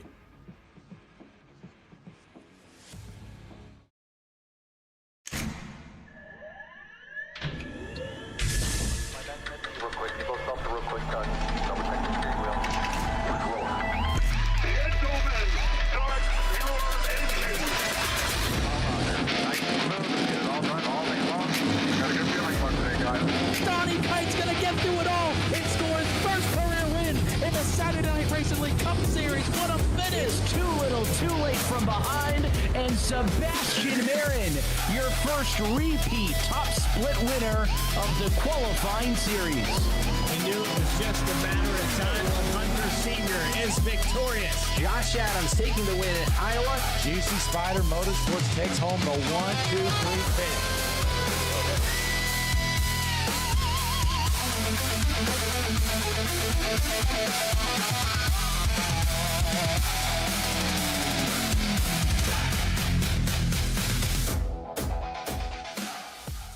Drivers, start your printers. To keep pace with the ever-changing landscape of marketing and advertising, let Clark Print Shop help you spot the trends and keep you in front of the pack with all your color printing needs. From business cards to invitations, menus to mugs, we can print anything you need on paper or your choice of over 3,000 promotional items. Visit www.clarkprintshop.com to browse our online catalog and place your order today, or call us at 276-889-3426. For a limited time, use the code iRacing for 23% off your first purchase. The staff at Clark Print Shop looks forward to handling all your color printing needs. Introducing Tractor USA, the best way to buy and sell premium ag and construction equipment. Tractor USA was designed to be straightforward, simple, and affordable with zero commission and live auctions every week. Tractor USA auctions offer the finest selection of pre-owned tractors, combines, and other ag and construction equipment from across the United States and the world. Simply go to tractorusa.com to get started today. Walking and Rolling Costumes started when my son Reese was born with cancer. So when I was 3 years old, I got my first wheelchair. And he wanted to be Wall-E for Halloween that year. And so I knew you couldn't buy a costume to go on a wheelchair at that time, so I knew I had to build one. My dad ended up building a Wall-E costume out of a Dell computer box. When we were all finished, he loved it. We took pictures of it and shared it on social media. So many people started sharing it that we started getting requests from people we didn't know. In 2015, we decided to build them for other kids because people were asking, hey, can you build them for my kid? So we started the nonprofit organization, Walking and Rolling Costumes, and we build costumes for kids all over the nation, free of charge to the families.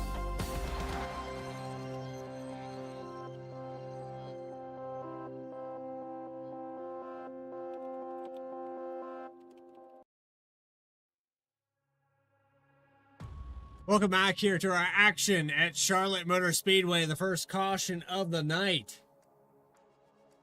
Team Boss 300 at teamboss.net. Connor Horn, Bradley Cooper in the VSPEED booth. And for 300 miles, we're going to have flag-to-flag coverage. Connor, I got to say, this one's been good so far. And a good one. First yellow, 09 crashes out. Really the first drive, obviously the first yellow of the race. And restart's been crazy. Everyone's trying to get everything they can. Saw Bailey Turner on the side-by-side get a little bit too much out of turn number 2. It cost him 4 positions. He's trying to get one of those, second one of those back from Adam Cabot. While J.R. Shepard, Joshua Banks, everyone's trying to take their shot at the king, Jeff Wright, right now. And, fuel might be an issue. Maybe you pit, maybe you don't. It's going to be a tight one at the end. But we still got a whole quarter of this race left as Adam Cabot just got the bumper from the 24.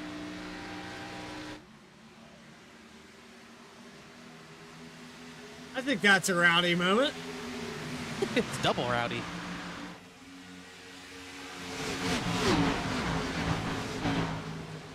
Side by side just ahead of him. Banks looking to the inside for second position on J.R. Shepard. Jeff Wright loving what he sees. And we talked about it because the grip, you get a lot more grip in the track. The lights come on, night settles in, track cools down. You get a lot more grip in the track, which means maybe contact for second almost. But what it means is that there's a lot less off throttle time. You're on the throttle a lot more. You might not even be fully lifting out of the gas in the corners on fresher tires, but that means you're even more on the edge than you already were. because you're already all over each other, and now you're not even off the throttle that much. It means you are all over the place trying to get every inch of this track to work in your favor. And you can see it right now. These drivers are going crazy right now. Banks locked in and focused, trying to get to the inside. They're going to make contact. It's not going to end well. He is using every inch of the track, trying to get close to the 98's door on corner exit. Not trying to hit him. He's just trying to use all the track. He dove it in hard, trying to clear the 98, but the 98's going to pinch him down. Exactly what Jeff Wright loves to see. He doesn't have to do anything but watch his mirror and keep his tires on it as Shepard re-clears him, but every time he goes back to the top, he gives Banks the cleaner air to just get back to the inside, side draft him back. We're going to stay on board with the 35, trying to work this battle. See if he slides, tries to drive it in hard. Yeah, he did. A little bit too hard. You saw him slip off that paint line that you kind of want to wrap when you're running the bottom, and it cost him that spot. It's going to let Shepard get away.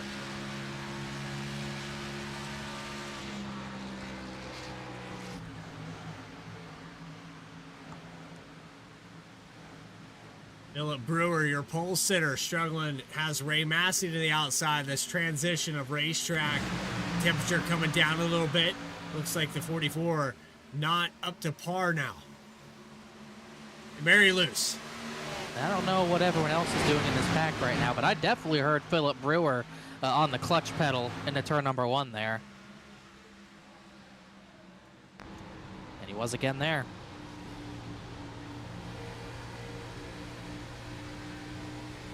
Live telemetry on board with the 44. Let's watch it into 1 and 2. Getting those RPMs down, so important to saving fuel. Also getting off that brake pedal, important. You'll so 8,000 all the way down to the baseline 2,000 RPM for as long as he can while still keeping speed through that corner so he's not losing, tenths per lap or the second per lap. Still has decent speed while doing this. I've not heard anyone else doing this around him yet. Well, if there was anybody else on this racetrack that would try it. Bailey Turner. I was going to say Seth Hatchell, but Bailey Turner he would as well. Too. Yeah, Hatchell kind of got put in a tough spot. Lost some track position because he ran long. Thankfully, he was lead lap, but fell back a lot because of it, and that's not surprising. He's also doing the same thing. Not as long, but he is doing it. Let's check in with your pick here. I don't think Bailey Turner's doing it. I'm not sure how much they'll need to save. Obviously, we talked more on throttle time means you're going to be burning more fuel than they were earlier during the daytime as well. I think Hatchell was one of the, we talked about it, he was one of the guys who went the furthest on fuel the first run of the race. Don't really know. We don't think anyone went as far as they could on fuel, but Hatchell went about 60 laps. So we'll see. I think they can go longer than that. If they can only make it 60 laps on the tank, then that makes it much tougher.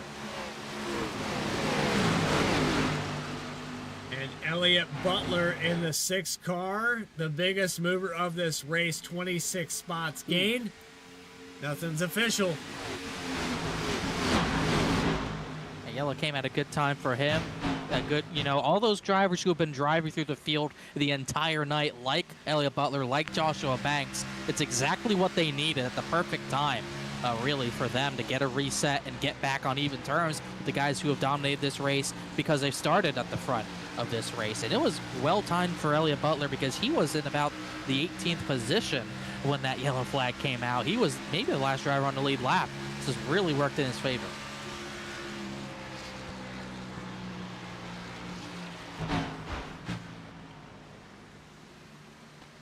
That's right, working the favor of 0.6 of a second to J.R. Shepard. Massive gap for the lead. He's on the clutch. Wright's on the clutch. Is he watching our broadcast? We just give him a strategy. I think so. See if he does it this time. Oh, yeah. Looks like it's going to be a stretch to the end. But that's only if it goes green. None of this means anything on the strategy if we don't stay green. J.R. Shepard, Adam Cabot working for second position. Joshua Banks in the mix as well. Deeper in this field, Eldon Stewart side by side. Bryce Shoemaker, 16th position up for grabs. Big break for Eldon Stewart. I believe he was the lucky dog, and he was running in about the 19th, 20th position. So that's exactly what he needed to get back in this race. Solid run for him. He's moved up a number of positions. Coming off to the inside of Dakota Floyd. This is one that hasn't worked out for Dakota Floyd. He was running around the top 10. Not sure what happened on the restart, if he had a moment or something, but he had been running fringe in the top 10, but not a good run so far, back to 19th. A little off the pace here for the 57. With another throwback scheme that we haven't focused on. One of my favorites. Right next to the NASCAR that Brian Chambliss is driving. Actually, not refreshed here. So I'm going to go ahead and hit this button. You guys don't see it very often here on VSPEED. Not the plain white cars. Yeah, I think we're gonna do it. To be honest, I see Chambliss in the Bucky's car anyways. Oh my goodness, everyone's in the same car. Yeah. We're going to hit the button. Let's see if the 33 gets refreshed. Oh, no. We never do it here on VSPEED, but we have to. Seen plenty of M&M's cars. Roger Horonis is running classic M&M's car. Obviously, we've seen the 24 Bailey Turner all night in our Audi Energy paint scheme. Cotton candy ones are my favorite, man. I miss those Audi Energy drinks. Adam Cabot run the same scheme. 33s is the same, but I can tell you guys that that 33 paint scheme is a real tree paint scheme that Kyle Busch was originally on a truck series vehicle, and he won the race at Texas last season, and the paint scheme Travado is running. Probably require a full reset of trading paints and all that, just so everyone knows. No Austin Belkey, he's running 24th. He has KBM, the logo on his hood. The icing at the front. J.R. Shepard finally got... Actually, I thought he got passed. He did not. It was Joshua Banks who got passed by Adam Cabot, or at least is in the process of it right now. That's actually Caleb Weekly. But Cabot did get by Joshua Banks for that third spot. 13 car running 2 laps down. Going to pass your race leader. Get one of those laps back the old-fashioned way. And I believe he was one of those drivers who had to take the wave around, so just did not time out right for Caleb Weekly. Austin Belkey, he just came down the pit. Another driver. He had at least a dozen wave arounds, somewhere around there. 39 laps to go from Charlotte. Jeff Wright with half a second of a lead over J.R. Shepard. Adam Cabot took a stab at the third or second position. Joshua Banks has fallen back about 3/10 from this battle. Wow. Bailey Turner behind that. Someone just had a big slide, I think, in turn 1. I think it was Villalobos, because all of a sudden he lost a lot of ground on track. He's a lap or 2 down in that 45. He's on the wall again. Still. Something happened, I think, in 1. Still green for now. Notice Jeff Wright has stopped clutching. Oh, man, Eldon Stewart got into him. Oh, look at that. What a save there with a 45. He had that thing 45 degrees pointed towards the inside wall, and he kept it straight. That was wild. It wasn't handling right, though, as you go into 3. Yeah, right row damage. I think will probably have something to do with that, as well as just general frustration, because he kind of just got ran over. But great job keeping that car straight.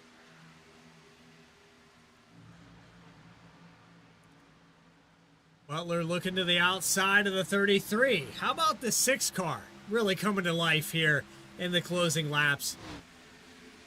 About 35 to go, and Elliott Butler is really turning up the heat. He's approaching the top 5. And another throwback, or he isn't a throwback, another one that's not showing up. NOS Energy paint scheme on that 6 car tonight. One of Kyle Busch's prominent sponsors, mainly in what was then the Nationwide Series. How many races did he win in that NOS 18? I mean, I got tired of it after a while. As they're banging doors for second, J.R. Shepard is a new challenger. They might go 3 wide. Banks is looking, but Adam Cabot's the next driver trying to get that runner-up spot.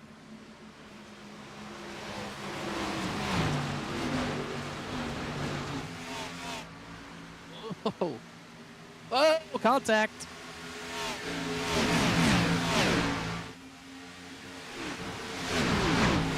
Well, I'll do it one more time. Just completely close out. Yeah, completely close out of trading pace. We'll see if we can fix it. I don't just like doing it, but that outside line is tough to beat. I mean, we've seen it. It's even harder to make that pass now that it's nighttime. You just have just enough speed on that middle lane. You just can't do much, and we see that a lot of tracks where if you try to make that pass on the bottom, you're going to get freight trained and lose a spot. Banks just got that spot back. Hey, I fixed it. There's Look at that. We got one. Did not get the 33. No. It's like Case Lakatos, he took the wave around. He came down to pit. We might see some drivers pit. I'm not seeing a lot of drivers clutch and coast. I like the 48 or V8. So either that means we're going to see drivers pit, or we're going to see drivers just, you know, maybe they don't have to save to make it and they're just being cautious. Just don't know. But if you're going to pit, it's going to be around now.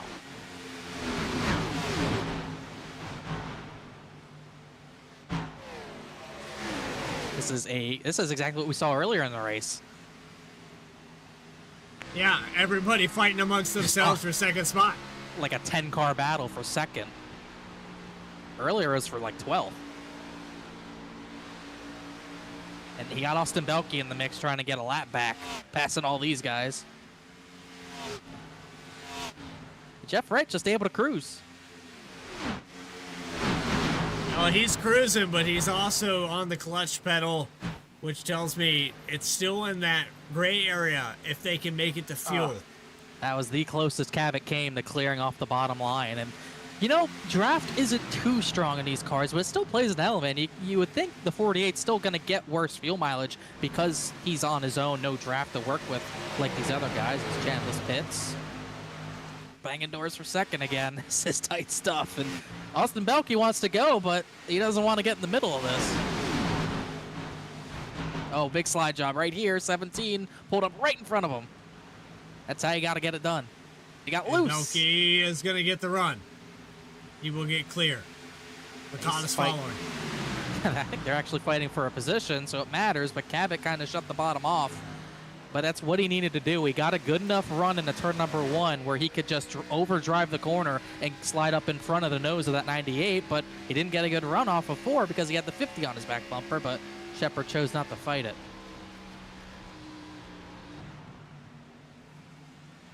AJ Stravato just pulled a slide job, same move on Elliott Butler to get that position back.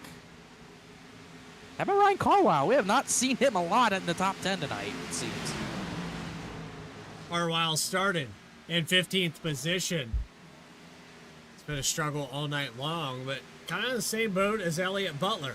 Just where the caution fell, worked out well. Another car, Noah Mahalski down pit road. Well, that's the first driver that I don't believe took a wave around. This is scheduled. Probably assumed he couldn't make it on fuel, and just to make sure, he was on the lead lap on the last yellow. Yes, he was. So this is really the first driver who's kind of decided, hey, I'm not going to make it on fuel. I'm just going to cut it in half. We'll see if anyone else decides to do it. It might end up being close. I mean, Cabot got the second. He was on the clutch for, it almost seemed like a millisecond. The 17 was on the clutch. I'm watching the 8 of Hatchell. Top 2 are on the clutch. Brewer has been on it. 8 has been on it. The 44 was not on it that last time. Didn't sound like Hatchell was on it that time. Yeah, Hatchell did touch it there in the entry of 1. On it again here in 3 and 4. All right, yes he is.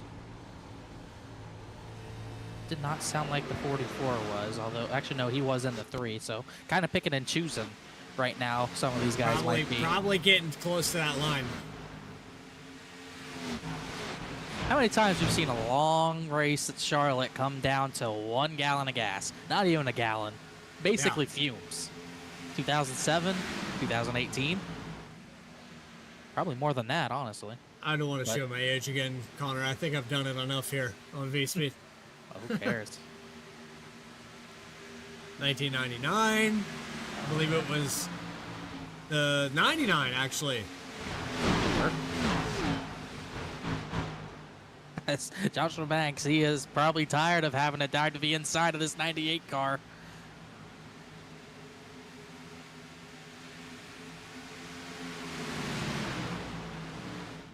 Jeff Burton is the one that stands out to me in Charlotte. I don't know if it was 99. Yeah. Earlier this week.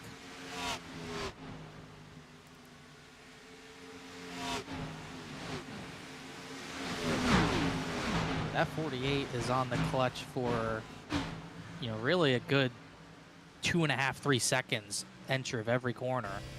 So if he's on the clutch that much, you got to think it's going to be close for a lot of guys. But he can save as much as he wants to with a 1 second fast lead. Yeah. Definitely helps. And he's been able to do it because they were battling so hard for that second spot for so long.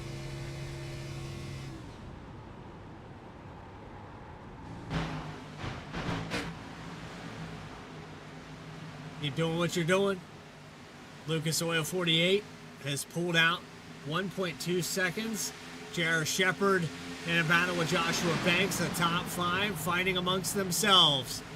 Bailey Turner on board. Let's see if he's saving. Didn't seem like he was. He's just trying to see who can go, if he can get a spot from one of these two. Seemed like he, oh, Banks up the track. Oh, he's just driving the 98 up the track.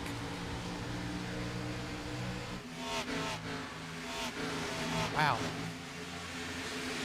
Kenny Kibbe, I think he came down the pit. He's trying to dice with these guys, but 98 just completely, absolutely, he just tried driving the 98 out of room into turn 1. That's what that was. 35 was to the inside there. I heard somebody else on the clutch pedal as well in this top 5.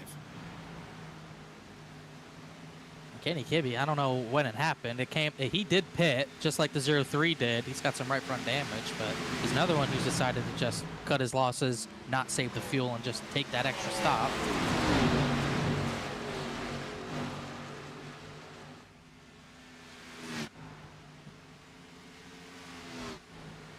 He actually came out in front of Mahalski.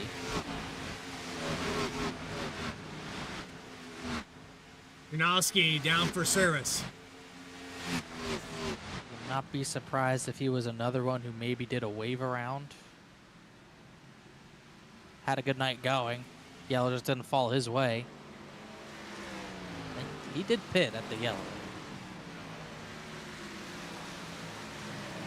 This is madness. Shepard is, oh, they go, 4 wide. They're going to crash. 35's in the grass. 24 just passed them all in the AstroTurf. And they didn't wreck. How did they not wreck? He saw that coming. He saw it coming. I mean, J.R. Shepard's been holding them up for 20 laps. It finally came to a head. How did they not wreck? How did Turner pass them all? They are not done yet either. 35, I think, he just got tired of them, drove them up the track, contact there, slowed them up. And then I think, 33 booted to 98. Wow. And then 24, 35, they all hit. And Turner got them all in the grass. Pass in the grass. It's turf, but it counts.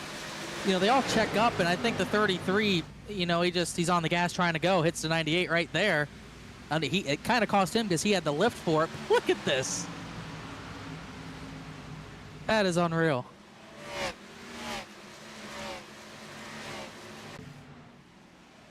Mark that down for a VSPEED top 10. Oh, 3 wide out of 4 back there. Elliott Butler, 44's in the middle. And Massey on the bottom. It's been a long night. I think everyone's out of patience. Oh.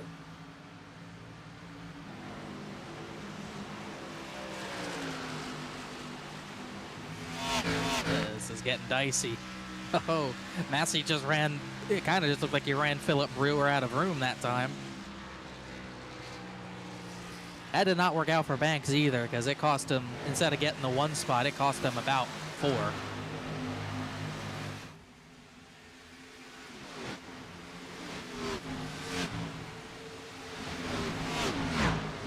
And I'm hearing a lot of clutch pedals here at the tail end of this race. This is going to be close. I mean, I can't even be sure Jeff Wright's going to make it. I know he's been saving a lot, but the fact he's still saving, it can't, guarantee it. Oh, Stravato and Shepard had contact.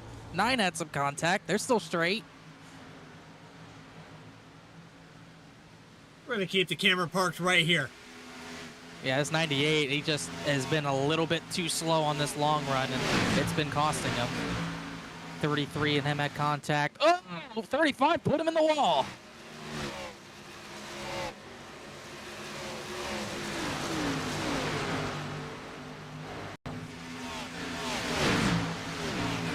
I don't...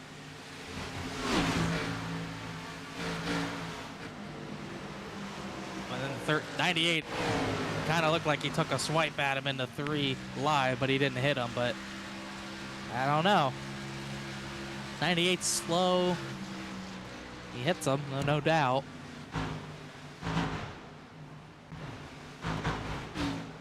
Don't know how to rule that one.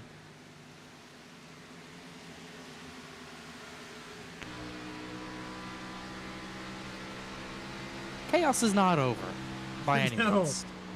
No, we're coming up on 10 to go. Jeff Wright with 1 second of a lead. Elliott Butler just slid up into 4 there. Got around the 98 and then a crossover. And he got the 44 loose in the process trying to get by him.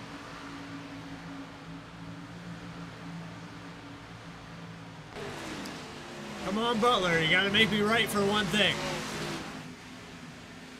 28 drops down out of the way. Cabot's pulled away for second. That battle for third is about to get close. On the wall, it's the 28. 28. See if he's out of the way on exit. I think he will be. It's Christian Key. It's almost what goes first, the fuel or the patience? I think the patience has already gone out the window. Patience is gone. The fuel is still the question. Here goes Serrato going for third. And Turner just gave it to him. Did he? I mean, we'll see if he crosses him over. Yeah, got him loose, a little loose. I think he gave it to him. 10 to go. I don't think anything's given now. Battle for 10th. That's still a battle. Bryce Shoemaker's up to 11th. He's had a solid run. Oh, wow. Ooh, Key's trying to get out of the way. 98's just trying to survive the night at this point. You got right front damage. Yeah.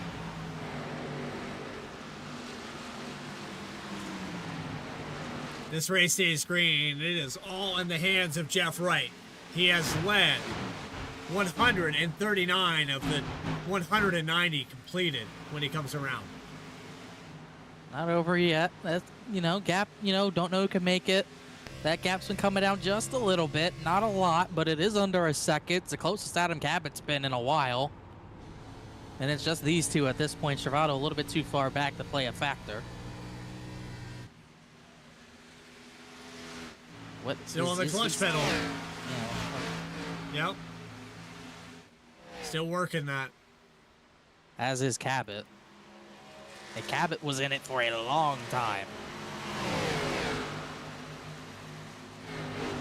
This is starting to make me believe that guys that committed to this and have been a lot further ahead on the strategy. Earlier in this race, the 8 car was able to run around 61 laps. So looking at Seth Hatchell, if Jeff Wright, if Cabot, Turner didn't save as much. Stravato wasn't saving.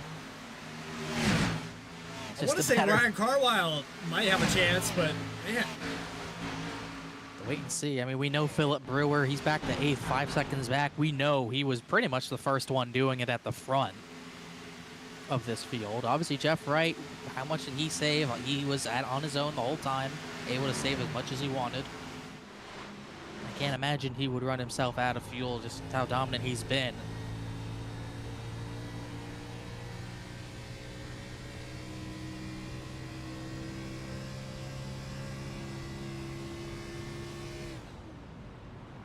Yep, he has been clutching this entire run.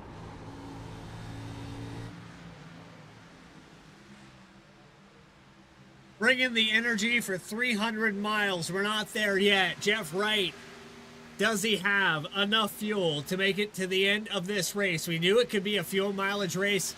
300 miles is a long way to make a mistake.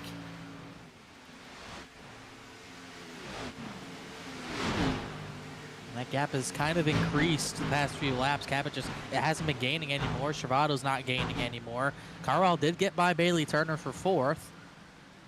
And it's going to be maybe a crossover. 24 is going to try to get that spot back. Banks, Massey, Brewer, Butler, and Shoemaker are now the top 10 as the battle for 4th is the biggest one.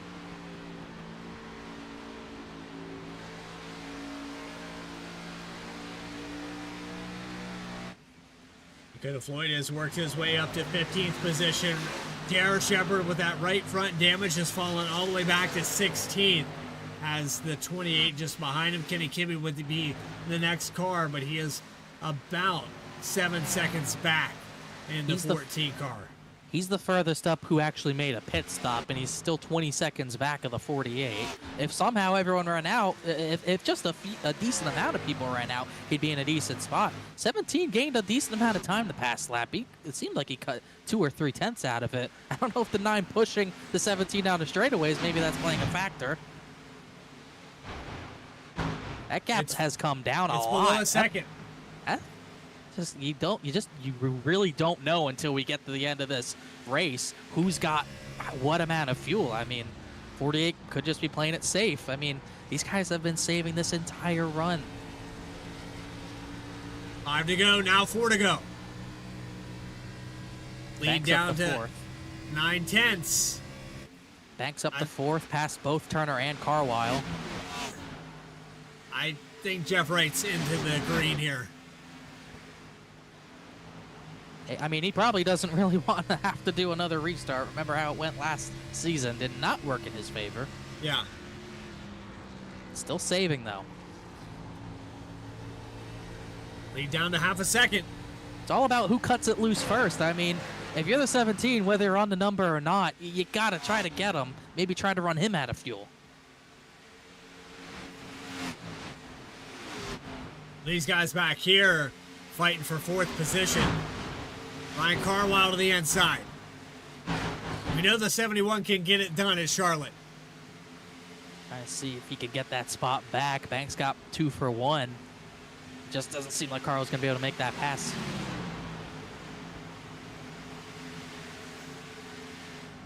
Seth Hatchell up to 10th.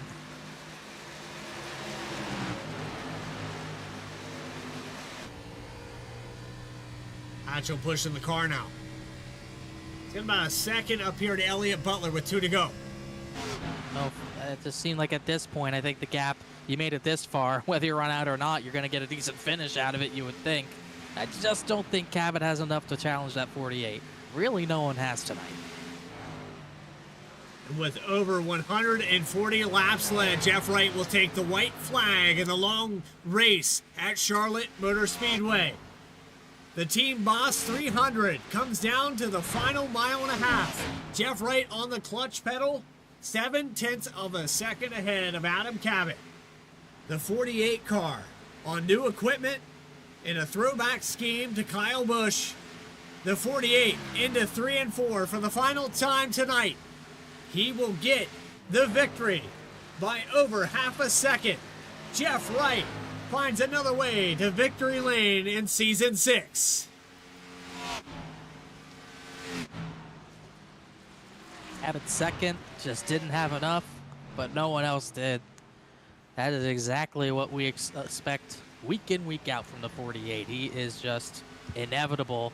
Looked like the 33 ran out of gas at some point.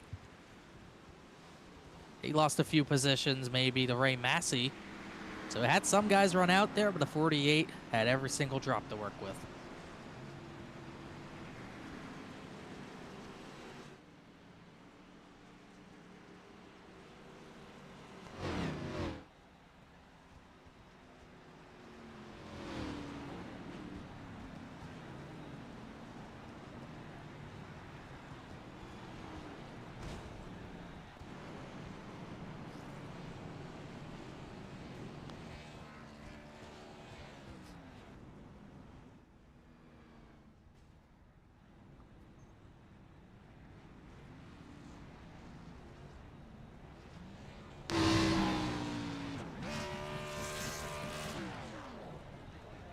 Post-race interviews with your top 3 And that's enough there for a burnout. Jeff Wright has ran out of fuel.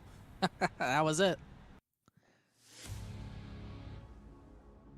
The Lucas Oil 48 led 150 laps here tonight at a 300-mile race. Post-race interviews with your top three and those final race results. Back here live on VSPEED in just a moment's time. You're watching the Team Boss 300 from Charlotte.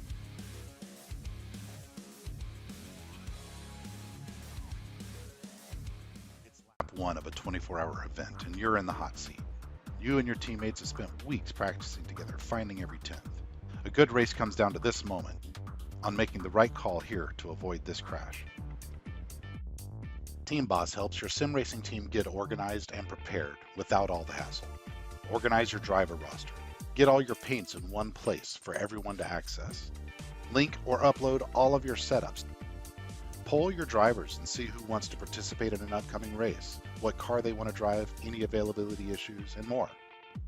Drag and drop to easily assign drivers to teams, or automatically assign them based on the best spread of time zones or skill levels.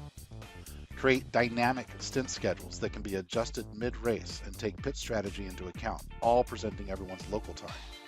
And easily post team assignments out to your chats so that everyone's on the same page and can get going with their practice immediately. So take the hassle out of managing your team and get back to racing.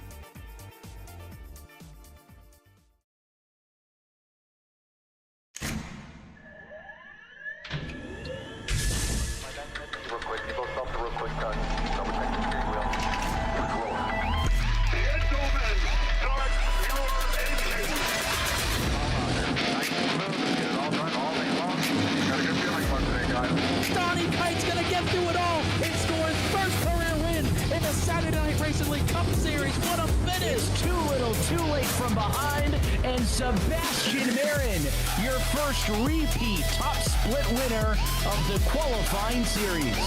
He knew it was just a matter of time when Hunter Sr. is victorious. Josh Adams taking the win at Iowa. GC Spider Motorsports takes home the 1-2-3 finish.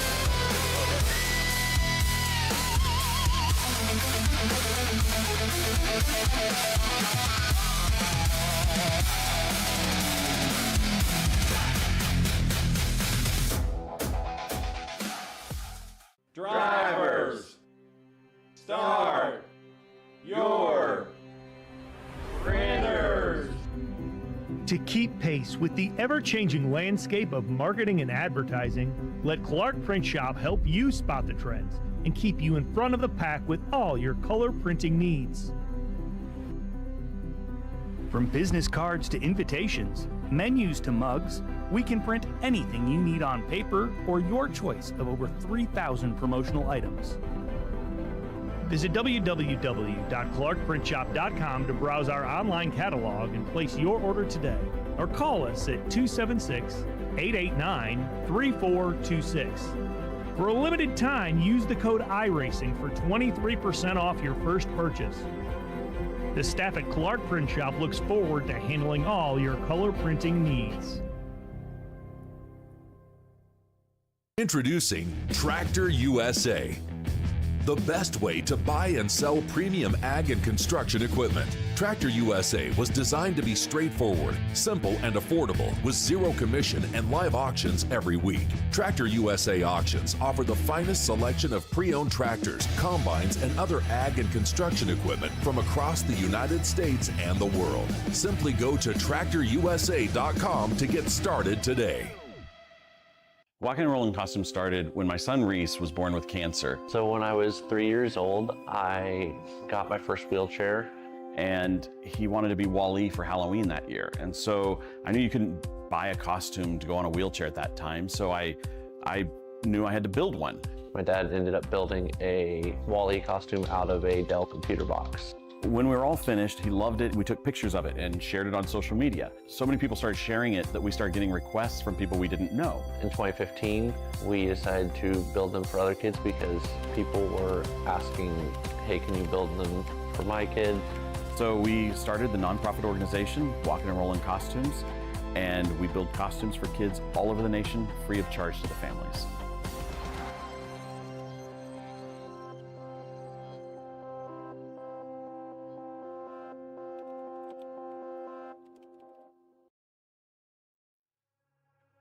Welcome back to Charlotte, USA, where Jeff Wright has put on another clinic and becomes your race winner. Adam Cabot, Ryan Carwile, the top three. A fantastic race for 300 miles. One caution to finish this thing out. Connor, I was very surprised. We had an over and under of 4.5. We beat that by a long shot. Hey, yeah, I definitely missed. I got the pole pick, but I did not get the caution pick. I thought it'd be a little bit crazier. Obviously, odd week, wild week that it has been. Rowdy week. Definitely a rowdy week. That's one way to put it for sure. Obviously, who knows where everyone's mindset would be, but obviously it was a great clean race and great racing. It wasn't just a single file, train. Although it was a domination from the 48, it was a good race. A lot of great racing, great action, a lot of great saves too, and only the one yellow. And it came down to fuel mileage, like so many Charlotte races in Memorial Day weekend have come down to fuel mileage. It was a crazy one, to the point where we did have some drivers run out at the end a little bit, but it didn't shake up things too much. Jeff Wright, Adam Cabot, Ryan Carwile, like I mentioned there on the top three. Bailey Turner ends up with 4th position. How about Carwile getting up there to the top three? We're going to have to word with him in just a moment. You have Joshua Banks in the top 5. Ray Massey in 6th spot. AJ Stravato, you mentioned there, might have ran out. Philip Brewer started on the pole, ends up with the top 10, 8th position. Elliott Butler, most positions gained. Clark Print Shop, biggest mover award to the number 6 car. He will have gained 25 spots to be up here in the top 10. Then you go back to Seth Hatchell to the 10th position.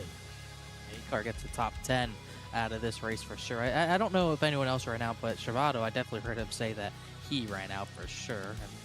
And Hatchell, good run for him. 11th position, Bryce Shoemaker, good run for him, up 6 positions. Chuck Sweeting, really didn't talk about him a lot, but he gets a decent finish in 12th. Then Joe Horonis, who's in the M&M's car, one of the few we saw on track tonight, ends up just 13th. Lost out by a 10th of a second to Sweeting, so close finish for those few positions. Andrew Telkinoff, 14th for him. He actually gained 21 positions, not quite 25, but great climb through the field with only the one yellow to reset. So if he started way at the back, it was hard to get positions, and he was able to stay lead lap for so long, get that yellow. He gets 14th out of it. Dakota Floyd, 15th. I think he'll be disappointed. He ran a little better than that, as well as J.R. Shepard, who was top 5 all night.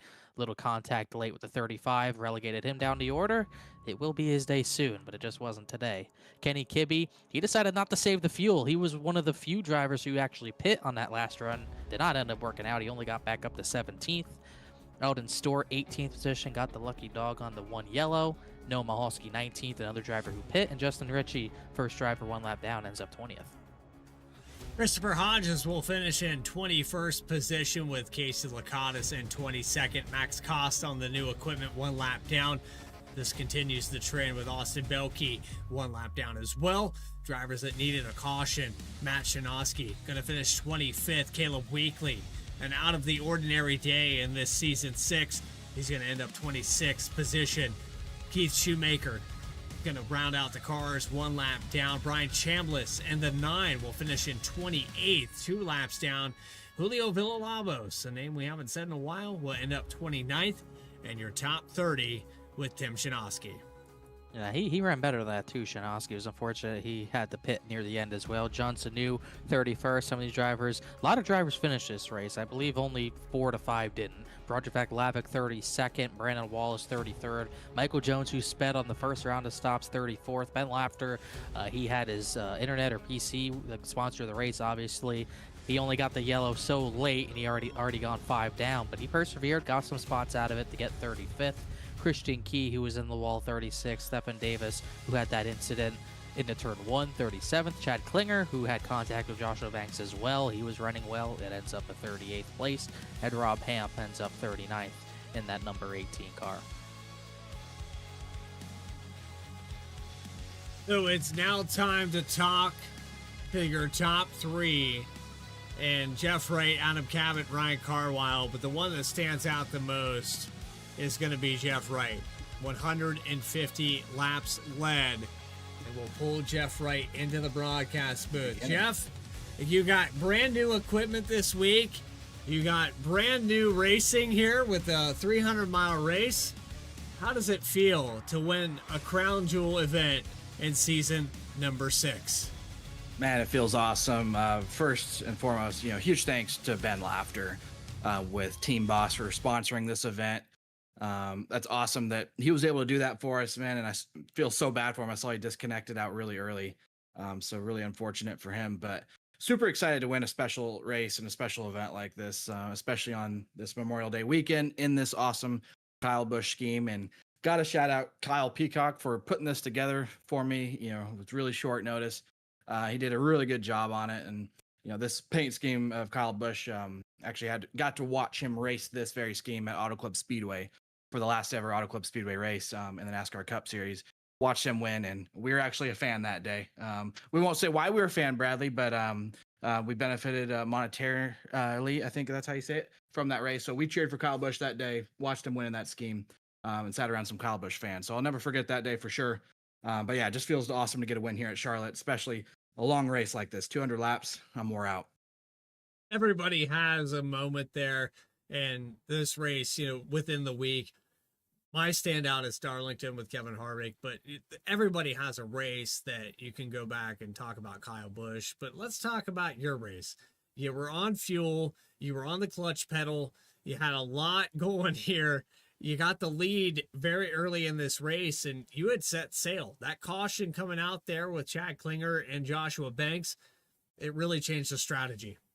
It did. Yeah, and I'll tell you what, my heart sank when I saw that yellow flag. That was the last thing I wanted to see. I felt like if we just continued green there, it would have been really smooth sailing. And then also with the way that caution fell, yeah, it was right on the fuel number. So we're actually, I think, showing about 4 laps short when we went back to racing there. So I knew I had to save fuel, but I knew I had to go fast. So had to, really weigh that balance there. Because if any one of those guys got ahead of me and got clean air, it was going to be very tough to pass them back. And so tried to go as quick as we could while hitting that clutch pedal, and that's a long run to do that. And we just had enough. We were just about a little over half a lap to the good, so just had enough fuel in it to do a little bit of a burnout there, but shortly ran out of fuel after that. So yeah, stoked to be able to get a win, do a short burnout like that, and get some momentum back. We've had some bad luck just getting disconnections, and actually had my power go out last week at Dover, so took a bit of a hit in the points there, but this win will certainly help us bounce back. One of the most winningest drivers here in the 5 seasons, now on to 6. Jeff Wright, we appreciate you coming up here and talking to us. Is there anybody that put this Lucas Oil 48 on the racetrack tonight? Yeah, well, I'll say it again real quick. Kyle Peacock for painting this scheme and getting a 48 on this car. I know that probably looks a little bit weird, doesn't quite look like it belongs on there, but he made it work, and it looks phenomenal. So big thank you to Kyle Peacock. Wish he could make it here tonight, but wasn't able to do so. Obviously, all of our league sponsors, M&J Distributors, Walk and Roll Costumes, Juicy Spider, Team Boss coming on board, sponsoring tonight's event. So big thank you to Ben Laughter for that. Awesome to have him come on board and do that. So be sure to check out his website there below there in the video description and see what he's making there. It looks pretty interesting, and I think it's going to be really beneficial, especially for those road drivers that I'm sure he talked about. And then lastly, thank you, you guys up in the broadcast booth. We got VSPEED, as an awesome partner. You guys are best in the business, and really looking forward to be able to watch this race back and continuing on with this season. Jeff Wright, we are midway through. We look forward to seeing some more victories for you and maybe another championship. You're the only multi-time winner here in this series. Keep putting it on. All right. Thanks, guys. Appreciate it. So there you have it. Race winner Jeff Wright in one of the longest races, second longest race of the season. Connor Horn, you have caught up with your second place finisher, Adam Cabot. Yeah, Adam Cabot did one better. Adam Cabot did one better than last week. At least I believe I did. I wasn't here after all, but I believe he got it. Third place at Dover, second place here tonight. Obviously a crazy You're going to be nicer to him, right, Connor? Yes, I am going to be nicer to him than apparently you Now start off, tell me all the things I did. What did I do wrong tonight, Connor? Why didn't I win this race? You didn't beat Jeff Wright. That was a big issue. So, yeah, that's true. Obviously. But, obviously, crazy week for everyone, obviously. But let's get to the race first. You were fast. Obviously, the 48 was great, but kind of found something more at the end there. How much was that? Was just not saving as much fuel as the others, but also just finding some grip and getting by some guys at a crucial time? I guess to sum up the race, the first run, I just pushed pretty hard. Like I did what I do in the next gen, and I knew that that wasn't going to work, but I figured it's a long enough race. Let me push hard now and just kind of see what happens, and then pace myself based off of that. And lo and behold, definitely wore my tires off the first run and let Jeff get out to a big lead. Then I felt like I kind of evened off with him, and I was like, okay, I think I know what I'm doing now. Like I'm in my groove. I know what pace to run. I know what line to run. Getting more familiar with the Xfinity car, and even though I thought that, then I looked at the I looked at the relative. I'm like, nope, he's still gapping me. He's still pulling away. So kind of just felt like I was best of the rest tonight.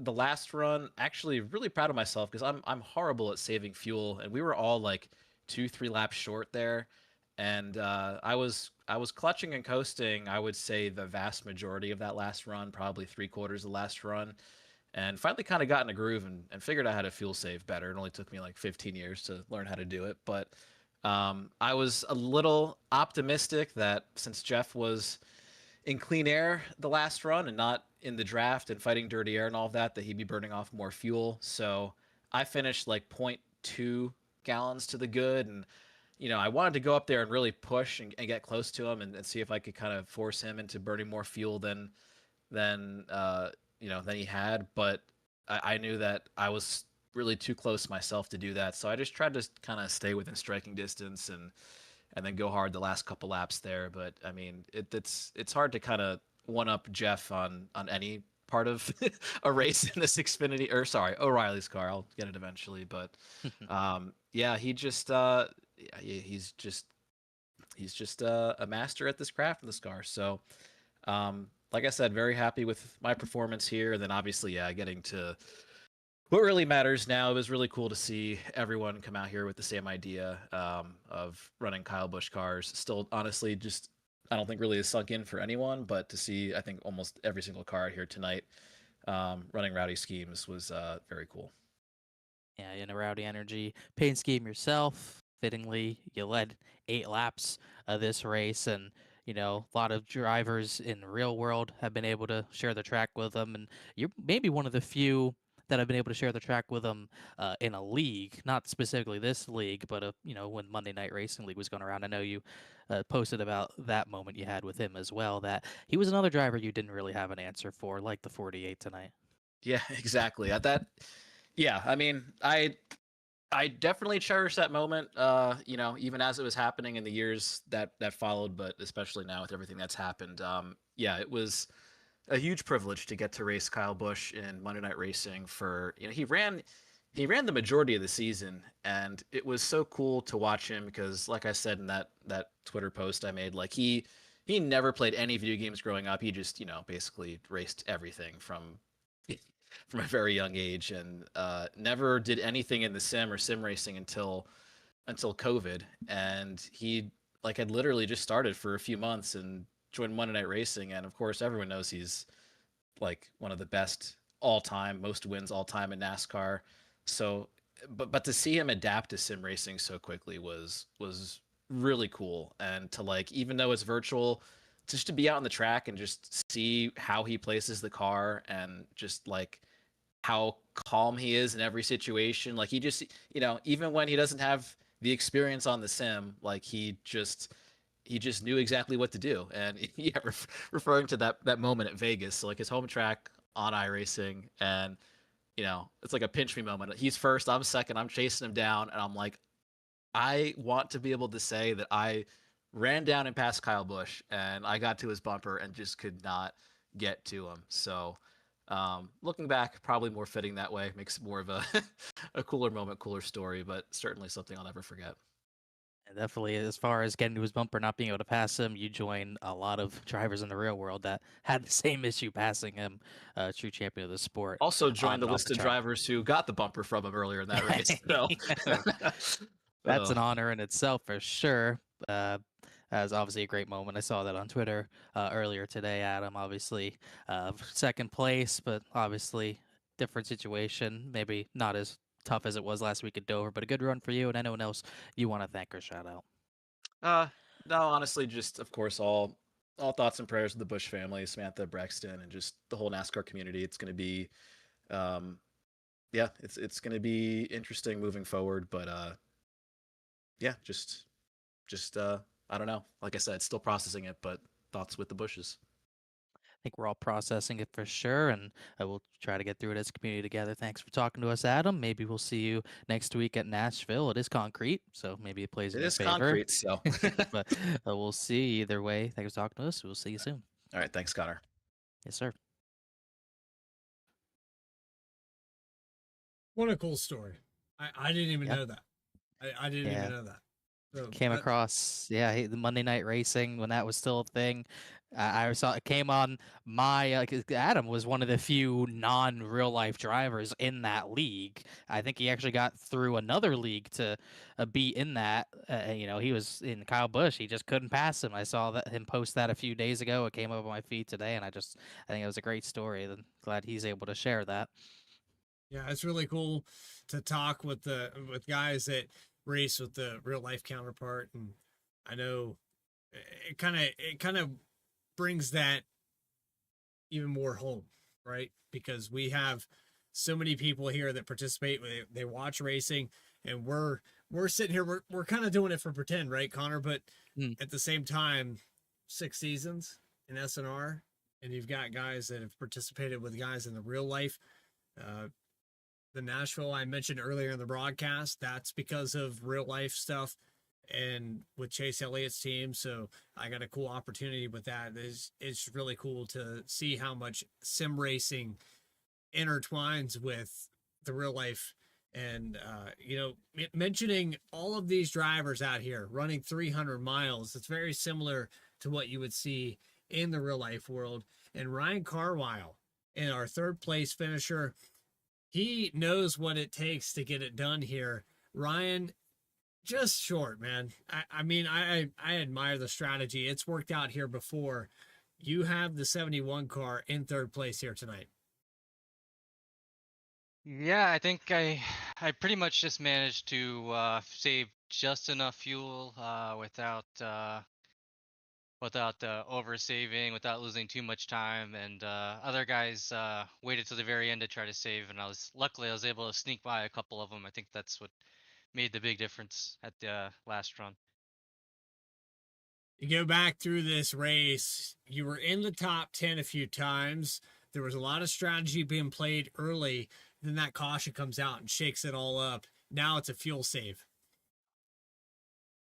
Yeah, I mean, I wasn't. I was probably gonna finish like 12th if the caution didn't come out. So I kind of knew we went to green with like 61. It was like I knew we were gonna as the tires got worse, we were gonna start using less fuel anyway. So I knew that there wasn't a ton of saving. As long as you did a little bit early, you were good for the whole run. Finally, Ryan, we got to talk about the elephant in the room. We've seen you up front a lot in previous seasons. This season, it seems like it's a little bit off. What's going on here with the 71 team? Is it the competition? Is it the racetracks, the schedule? We've got to figure it out. Maybe this is the one that turns it all around.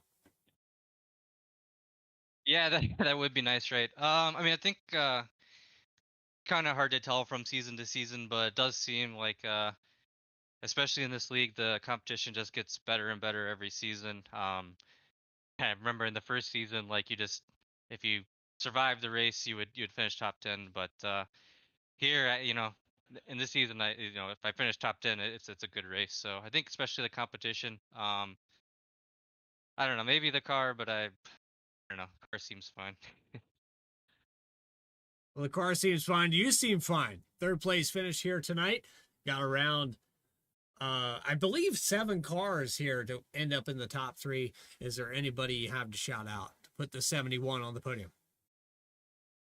No, I guess I just want to glad for tomorrow. We got trucks, Indy 500, Canadian Grand Prix, and Cup all in one day. Hope the weather cooperates. Yeah, weather cooperation. I was talking to Connor I think they barely got to the stage there in the O'Reilly's race. So they really pushed it to get that race underway. We appreciate you coming up and talking to us. Ryan Carwile, third place finisher. We'll see you in 1 week's time. Yep. Thank you.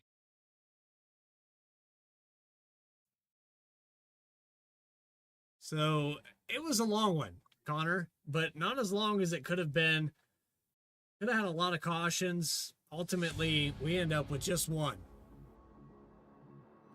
Yeah, it was a great race, and I think everyone would appreciate, everyone that after the few days we've had appreciates a green race. I ran a league race on Thursday at Dover, and Dover can have yellows, but it was a fully green race. I think that's the most I've ever been happy to have a fully green race, a clean race, not a controversial race by any means. We had our moments on track tonight as well, contact here and there, but for the most part, it was a respectful race. Hasn't shaken up too much in the points. Seth Hatchell gained a spot, Elliot Butler gained 2, Caleb Weekly fell back 2, Chuck Sweeting's the closest of a cut line. Adam Cabot's only 37 back. Maybe he gets there. Telganoff's same, tied with him. Who knows? Still a long way to go. About 5 races left in the regular season before we get to the chase, before we lock in those top 14. So who knows where we go from here as far as the standings go. Some great racing, some great tracks coming up. Obviously, hopefully next week we move on as a community and we have better times in Nashville. Well, I won't be here for next week. I have a child's birthday. Xavier Cooper is going to turn 9, so I will not be here, but you will have Alex Gagnon as the producer, Connor Horn as the lead. It's Nashville Super Speedway, a concrete racetrack, 1.33 miles. And this will be another week here in season 6. But for 300 miles, we put on a great show. Connor, any final thoughts before we let him go?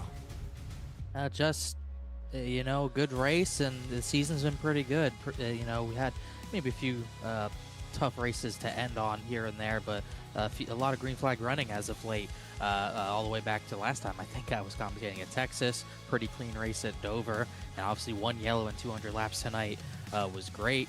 And like we said, moving on as a community, hopefully, the more racing we do, whether on the real track or on the virtual track, lets us all heal as a community a little bit more each and every day. And my thoughts and prayers go out to the Bush family, Samantha, Brexton Lennox, his brother Kurt, as well as his parents. Obviously, been a pretty tough few days for everyone in the community. But, if we didn't race, he would probably come right back down and get us to race and then win the race himself. So the show goes on, and I think he would like that. 1 week's time, 10 p.m. Eastern. You can catch us here on VSPEED. For everybody at VSPEED to help put this on, Adam Baker, Morgan Cook, my co-host here with Connor Horn, Logan Threlkeld, and Eddie Smith. This is Bradley Cooper saying so long, and prayers go out to the 18 and Kyle Busch.